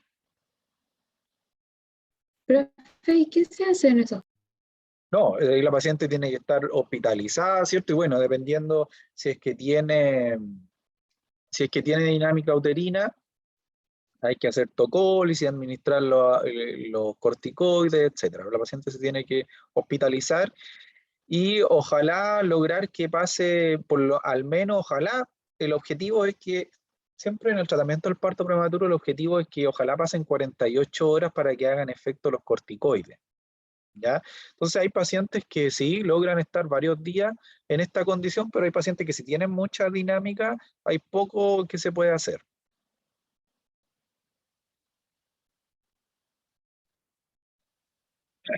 Bien, una vez que, ¿cierto?, hicimos la valoración clínica, tenemos que hacer un registro basal no estresante para evaluar el bienestar y evidenciar, como ustedes dijeron, la dinámica uterina. Ahora, si corresponde, ¿cierto?, a un caso de parto, síntoma de parto prematuro, nosotros tenemos que presentar el caso al médico, el cual debiese hacer una ecografía que va a servir para medir la cervicometría principalmente, ¿ya?, para ver cuál es el riesgo que tiene de parto prematuro. Evaluar el peso fetal, la estimación de peso fetal, ¿cierto? Porque eso también me va a decir cuánto riesgo y cuáles son las posibilidades de manejo que hay dentro del hospital donde se está dando la atención, ¿ya?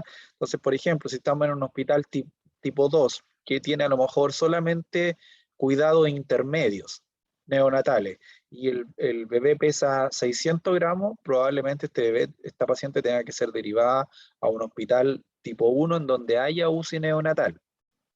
¿Ok? Entonces la estimación de peso fetal es súper importante para estimar más o menos cuál es el riesgo de morbilidad y saber cuál es la posibilidad de manejo que hay en ese hospital o en el centro donde se está dando la atención, o si no, hay que derivar. Y también puede hacer un Doppler en caso que sobre todo si se trata de un feto que que tenga restricción del crecimiento intrauterino.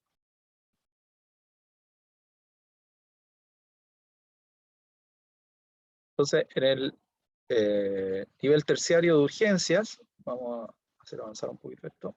Perdón. Paciente que consulta por contracciones uterinas anormales, en la población general, que tiene modificaciones cervicales, Se diagnostica como un síntoma de parto prematuro y se tiene que hospitalizar para observar. En la paciente que no tiene modificaciones cervicales, se tiene que tener un manejo conservador, reposo, antiespasmódico y consultar, ¿cierto?, de manera SOS. La paciente vuelve, se va a su domicilio y vuelve a consultar porque tiene contracciones, y en ese caso hay que hospitalizar. Esto es en la población general que tiene bajo riesgo.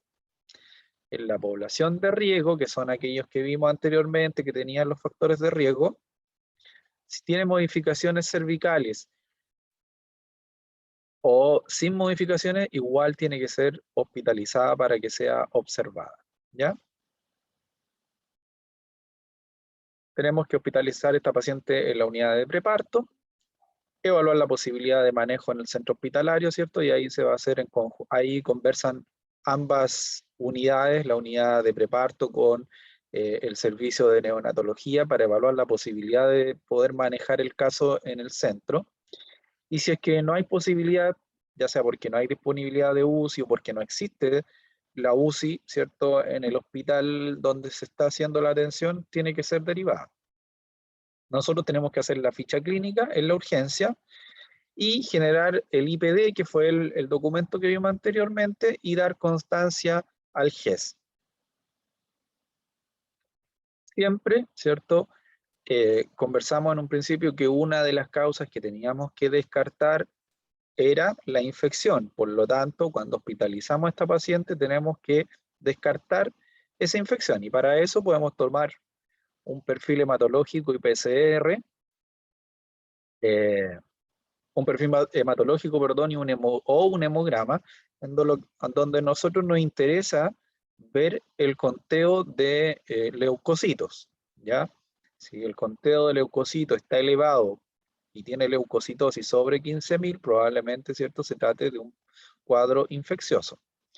Lo mismo si es que la PCR está alterada, y de manera dirigida vamos a buscar la infección urinaria, porque la infección urinaria es el foco infeccioso más frecuente en la embarazada. Por lo tanto, tomamos un sedimento de orina y un urocultivo. El sedimento de orina nos da un resultado más rápido que el urocultivo. Recuerden que este se demora aproximadamente 48 a 72 horas.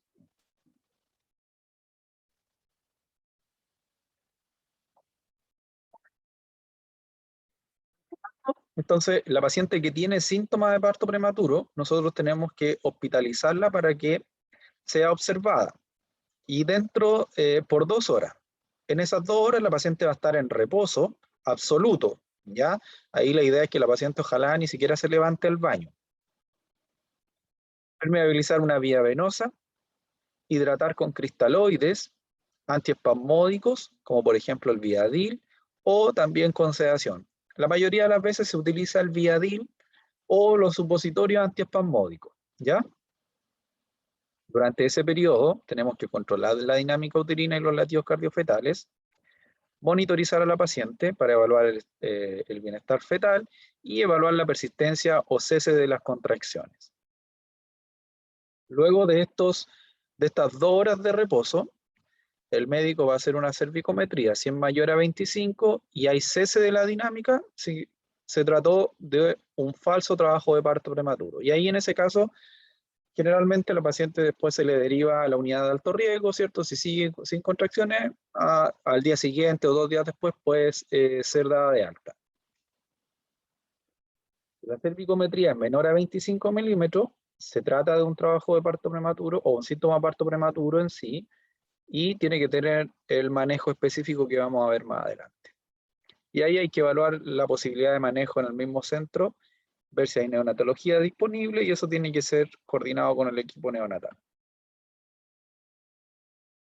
Paciente en trabajo de parto prematuro, tenemos que ingresarla, instalarle un monitor, controlar los signos vitales, rescatar los exámenes que el matrón de urgencia le tomó, ¿cierto? Y eso es importante porque han pasado muchos casos en que se toman los exámenes, y no solamente con el parto prematuro, sino que en otras condiciones la paciente nunca nadie le rescató los exámenes, y finalmente la paciente se complicó, y después que la paciente se complicó, rescatan los exámenes, ¿ya? Y ahí puede haber pasado incluso 1 o 2 días y nadie nunca tuvo el resultado de los exámenes. Controlar obstétricamente los latidos y la dinámica uterina cada 30 minutos y administrar la primera dosis de betametasona. ¿Cómo se administra esta dosis de betametasona? ¿Se acuerdan cómo es primero el esquema de administración?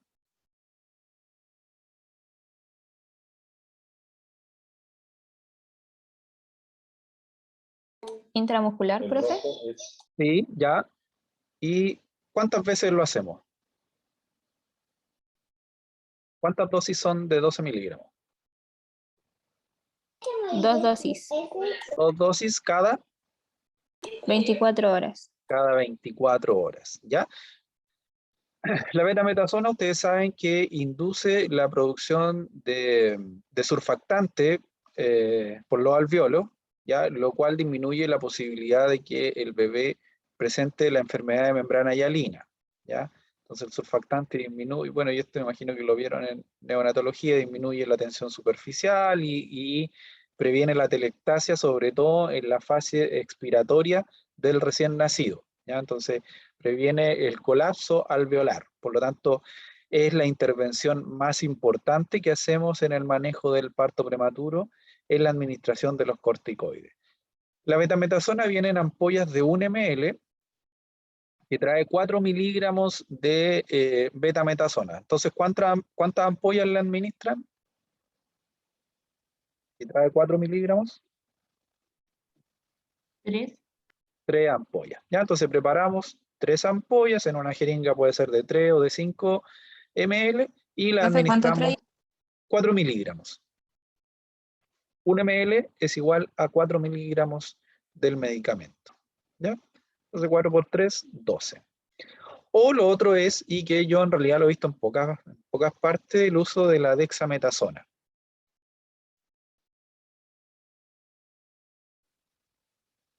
La mayoría de las veces se usa la betametasona o incluso podrían escuchar por ahí también que se usa el Sidoten, que el Sidoten es el nombre comercial de un laboratorio en específico, creo que es el Laboratorio Chile, ¿ya? Entonces si alguien le dice ponle Sidoten, significa ponle betametasona. La maduración pulmonar, y ahí hacemos un poco la analogía con un accidente, ¿ya? En donde el recién nacido sería el auto, la edad gestacional sería la velocidad. Mientras más velocidad significa menor edad gestacional. Y los corticoides son el cinturón de seguridad. Por mucho que usted se ponga o que alguien se ponga el cinturón de seguridad y tiene un accidente, un choque a 180, 200 kilómetros por hora, los resultados pueden ser desastrosos igual, aunque esté con cinturón de seguridad o no. Lo mismo pasa en el parto prematuro, aunque se administren los corticoides y tengamos menos edad gestacional, los resultados de morbilidad igual pueden ser adversos, ¿ya? Aunque sabemos que nos disminuye el riesgo de enfermedad de membrana hialina, pero a menos edad gestacional igual existe el riesgo, ¿ya?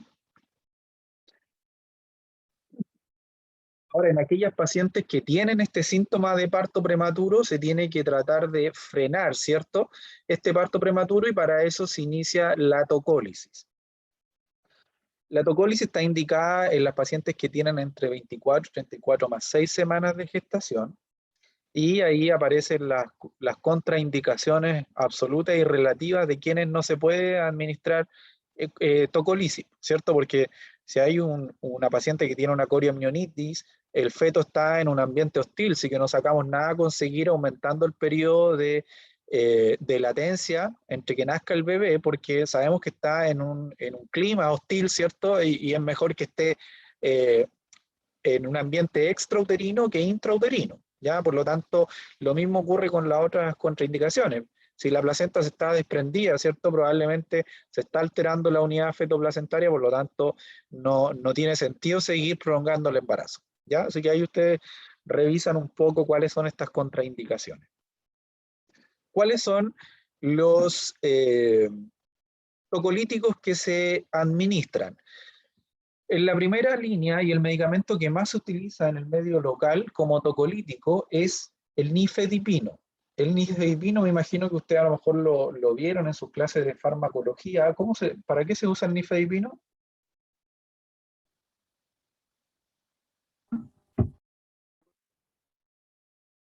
¿Habían escuchado antes, no? Alguien iba a decir algo por ahí. Como tocolítico, como de primera línea, si no me acuerdo mal. Ya, pero generalmente, ¿para qué se usa el nifedipino? ¿No es para la hipertensión? Es un antihipertensivo, ¿ya? Y también tiene propiedades tocolíticas por su mecanismo de acción. El nifedipino lo que hace, ¿cierto?, es bloquear los canales de calcio y finalmente disminuye el calcio intracelular, lo que actúa sobre las células musculares lisas. En este caso puede ser, ¿cierto?, en el útero, por lo cual actúa como un tocolítico, y también en las células musculares lisas de los vasos sanguíneos, por lo tanto produce relajación y disminuye, ¿cierto?, la resistencia periférica, y es por eso que actúa también como un antihipertensivo. Por lo tanto, el nifedipino tiene esos dos usos. En obstetricia, mayoritariamente lo utilizamos como tocolítico. Para la hipertensión, el medicamento que se utiliza en obstetricia es la alfa-metildopa, ¿ya? Pero el nifedipino es lo que más se utiliza. El nifedipino viene en comprimidos de 10 miligramos, y aquí es raro encontrarse en realidad el nifedipino que nosotros necesitamos. Lo que ustedes van a encontrarse siempre son las cápsulas de liberación prolongada, y en realidad esas cápsulas no nos sirven mucho, ¿ya? Una vez le preguntamos a un químico farmacéutico qué podíamos hacer, porque en realidad a nosotros no nos sirve que sea de liberación prolongada, ¿ya? Porque nosotros necesitamos un efecto ojalá más rápido.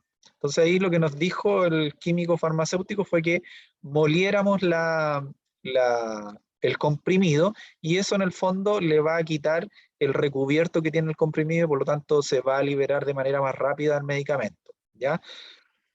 Entonces, el nifedipino se administran 20 miligramos cada 20 minutos por 3 veces. Esa es la dosis de carga, ¿ya? Y luego se administran 10 a 20 miligramos cada 6 horas hasta, ojalá, 48 horas. ¿Qué es lo que se quiere hacer con la tocólisis? En el fondo es aumentar el periodo de latencia para que hagan efecto los corticoides, ¿ya? Entonces, 20 miligramos cada 20 minutos por 3 veces, y luego 10 a 20 miligramos cada 6 horas hasta por 48 horas. ¿Está claro? Sí, profe. Ya. El nifedipino, dentro de los efectos secundarios, el nifedipino, el buen nifedipino, en el fondo, ¿qué efectos secundarios le puede causar a la paciente por sus propiedades vasodilatadoras? Puede provocarle una cefalea intensa al paciente, ¿ya? Entonces, siempre uno que le administra un medicamento a un paciente tiene que decirle cuáles son los posibles efectos secundarios, ¿ya? Y la cefalea está dentro, o el más importante, del nifedipino, ¿ya? Recordarse, ¿cierto?, que si es de liberación prolongada, ojalá moler el medicamento y dárselo al paciente molido con un poquito de agua. Otro medicamento que se utiliza dentro de los tocolíticos de primera línea es la indometacina. La indometacina es un antiinflamatorio no esteroidal, un AINE, que en el fondo lo que produce es la inhibición de la COX-2, que actúa sobre, ¿cierto?, la producción de prostaglandina a partir del ácido araquidónico, y por lo tanto de esa forma actúa como un tocolítico, ¿ya? Entonces, inhibiendo la producción finalmente de prostaglandinas. La indometacina, por ser un AINES, tiene ciertos riesgos, sobre todo fetales, no tanto maternos, sino que sobre todo fetales, lo cual puede causar un cierre precoz del ducto arterioso, y también puede causar un oligoamnios. Sobre todo estos riesgos aumentan si la administración del medicamento se hace por más de 48 horas, ¿ya? Produce cierto cierre precoz del ductus porque es un antiinflamatorio, ¿ya? Y los antiinflamatorios producen vasoconstricción, ¿ya? Y el riesgo que existe en el feto es que se produzca la vasoconstricción del ductus, ¿cierto? Y se cierre de forma precoz. Y lo otro es que el oligoamnio se puede presentar debido también a esta vasoconstricción, alterando el flujo renal. En el feto, el débito o en el fondo la contribución de sangre que hay hacia los riñones es baja. Ahora, si a eso le aumentamos la vasoconstricción, obviamente el flujo renal va a disminuir aún más, y por lo tanto el feto va a orinar menos, y si tiene menos producción de orina, ¿qué es lo que se va a producir?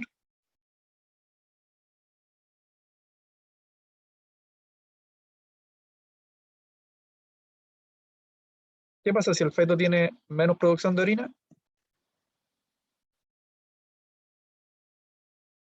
¿Tendrá menos líquido amniótico? Y si tiene menos líquido amniótico, ¿cómo se llama eso? Oligohidroamnios. Oligoamnios, ¿ya? ¿Cómo se administra la indometacina? Ahora, este riesgo, ¿cierto?, está más aumentado antes de las 32 semanas. La mayoría de las veces ustedes van a ver que se ocupa el nifedipino, y a mí me tocó ver solamente, recuerdo en un hospital haber visto que se utilizaba la indometacina antes de las 32 semanas. ¿Cómo se usa? Se usa una carga, una dosis de carga, al igual que el nifedipino tenía una dosis de carga y una de mantención. La dosis de carga son 100 miligramos por vía oral, después son 25 miligramos cada 4 o 6 horas, ¿ya? Los comprimidos vienen de 25, por lo tanto la carga serían 4 comprimidos, ¿ya? Y después 25 miligramos cada 4 a 6 horas. Fenoterol, entonces, ¿qué es lo que se hace? Primero se hace estatocólisis de primera línea, ¿cierto? Que generalmente dijimos que se hacía con nifedipino. Después de la tocólisis, hay que esperar, ojalá, si se está utilizando nifedipino, ojalá esperar entre 1 a 2 horas para que haga efecto. El efecto máximo del nifedipino ocurre aproximadamente a los 60 minutos de la administración, ¿ya? Y puede durar hasta 6 horas. Entonces, si se hizo la carga de nifedipino, esperar ojalá 1 hora para que haga efecto en la administración del medicamento, y ahí, ¿cierto?, controlar la dinámica uterina y ver si tuvo efecto o no, ¿ya? Si no tuvo efecto, tenemos que pasar a la tocólisis de segunda línea. Y generalmente, para pasar a la tocólisis de segunda línea, el médico lo que tiene que hacer es hacer una amniocentesis para evaluar que haya una infección ovular, que haya infección del líquido amniótico. Si no hay infección del líquido amniótico, se puede seguir con la segunda línea. Si hay infección, obviamente ahí hay que interrumpir el embarazo. ¿Cuál es el medicamento que más ustedes van a ver como segunda línea? Es el fenoterol, que es un beta agonista, ¿ya? Que finalmente estos beta agonistas lo que disminuyen también es la disponibilidad de calcio intracelular, lo que afecta finalmente en la contracción del útero, ¿ya? El fenoterol tiene algunos efectos hemodinámicos en la paciente. El más importante de ellos es que causa taquicardia, ¿ya? Además, metabólicamente aumenta la glicemia, así que hay que tener ojo con las pacientes que son diabéticas, porque sabemos que el fenoterol aumenta la glicemia y por lo tanto en esas pacientes hay que tener un control más frecuente de la glicemia, ojalá capilares, ¿ya? Entonces, si les toca alguna vez una paciente que le están administrando fenoterol y es diabética, a esa paciente hay que estar controlándole la glicemia, ojalá cada 1 hora, mientras se le esté administrando el medicamento, ¿ok? En la paciente les va a referir que va a sentir como una sensación de angustia, a veces les puede referir como que le cuesta respirar un poquito, y que son efectos que son conocidos del fenoterol, ¿ya? Se recomienda interrumpir la administración del fenoterol si es que el pulso pasa los 120 latidos por minuto. ¿Estoy pegado o no? Más o menos, profe. Ya. De Como repente que se pega. escuchaba ¿Hasta dónde me escucharon? mal.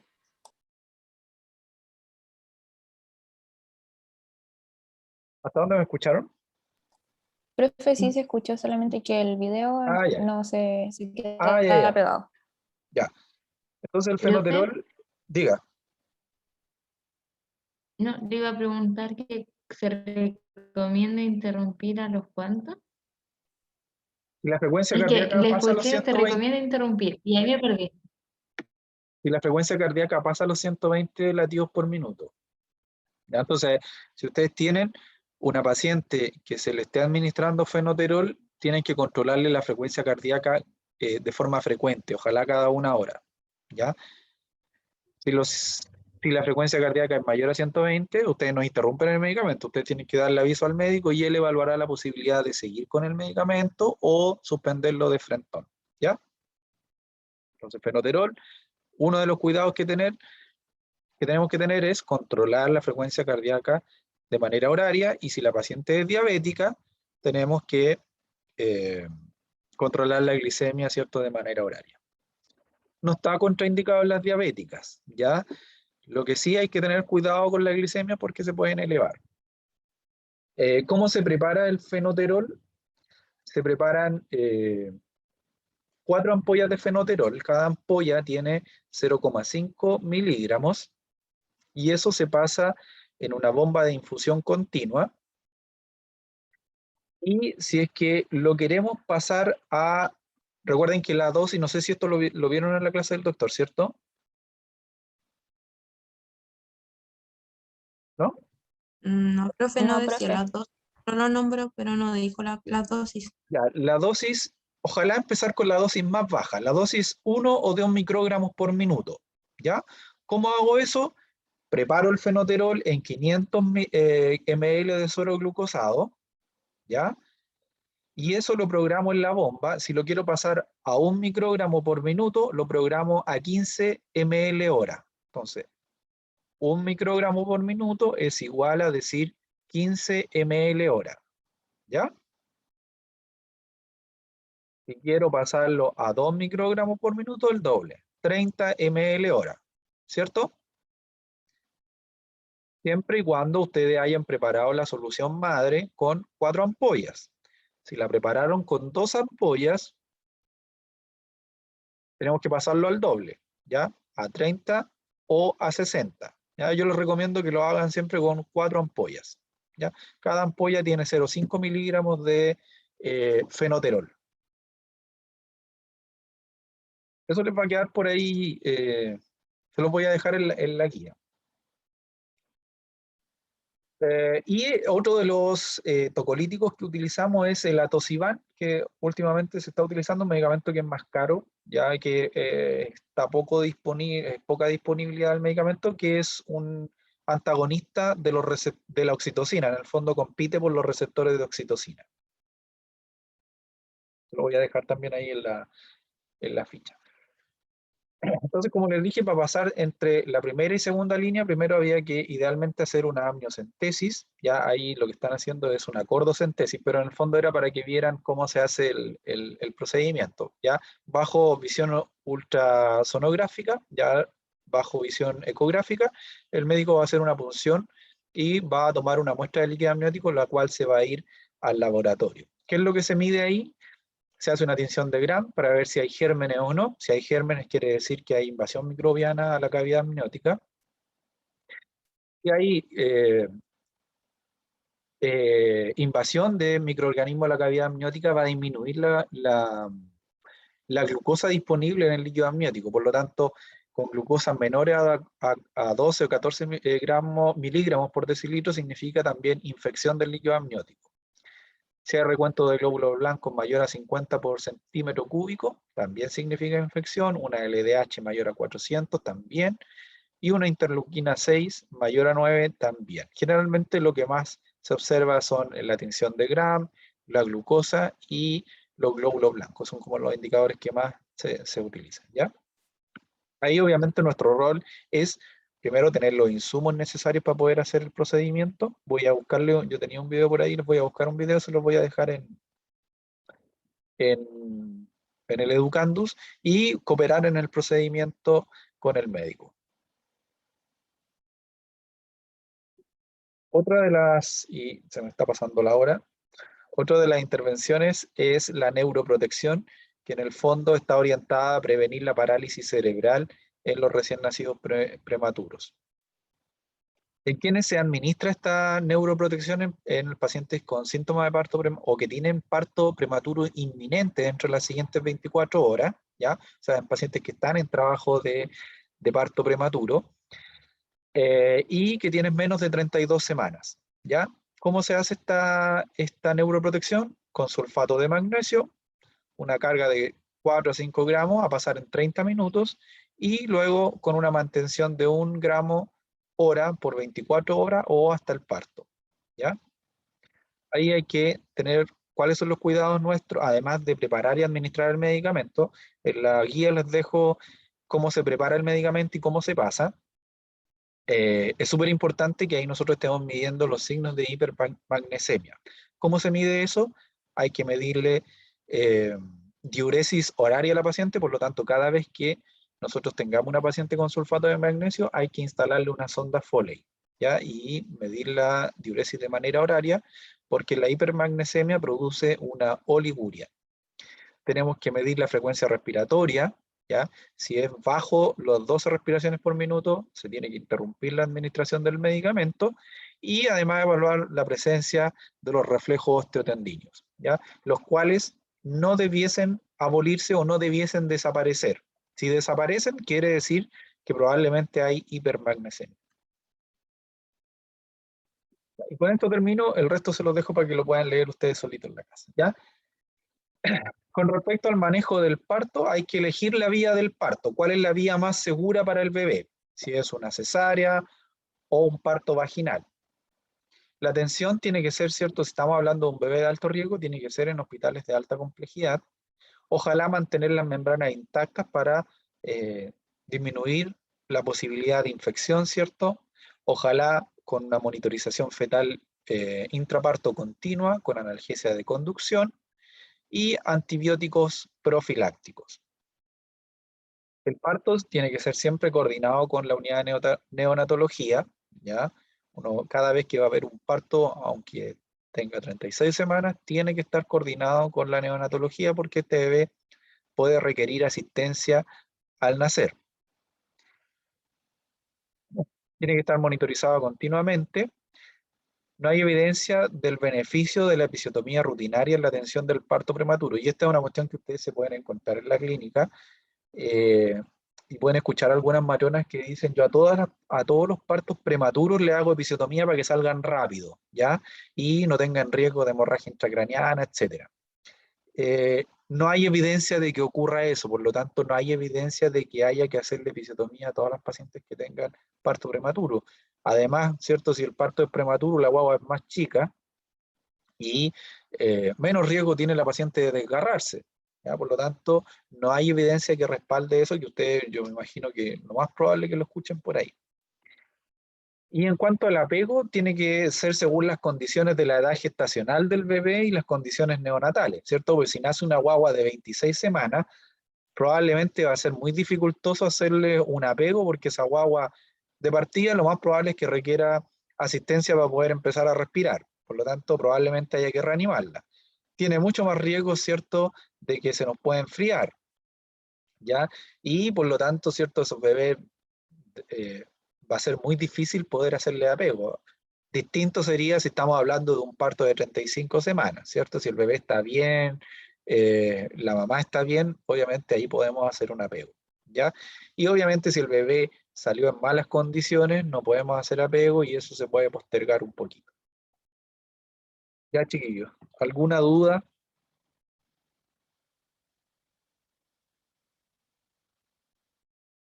No, profe.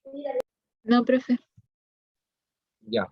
Entonces la próxima semana tenemos una clase de, creo que es de Streptococcus grupo B, y después en la tarde tenemos el taller, ¿ya? Y ahí vamos a ver un poquito, vamos a aterrizar un poquito más esto que vimos hoy día y en la clase del doctor.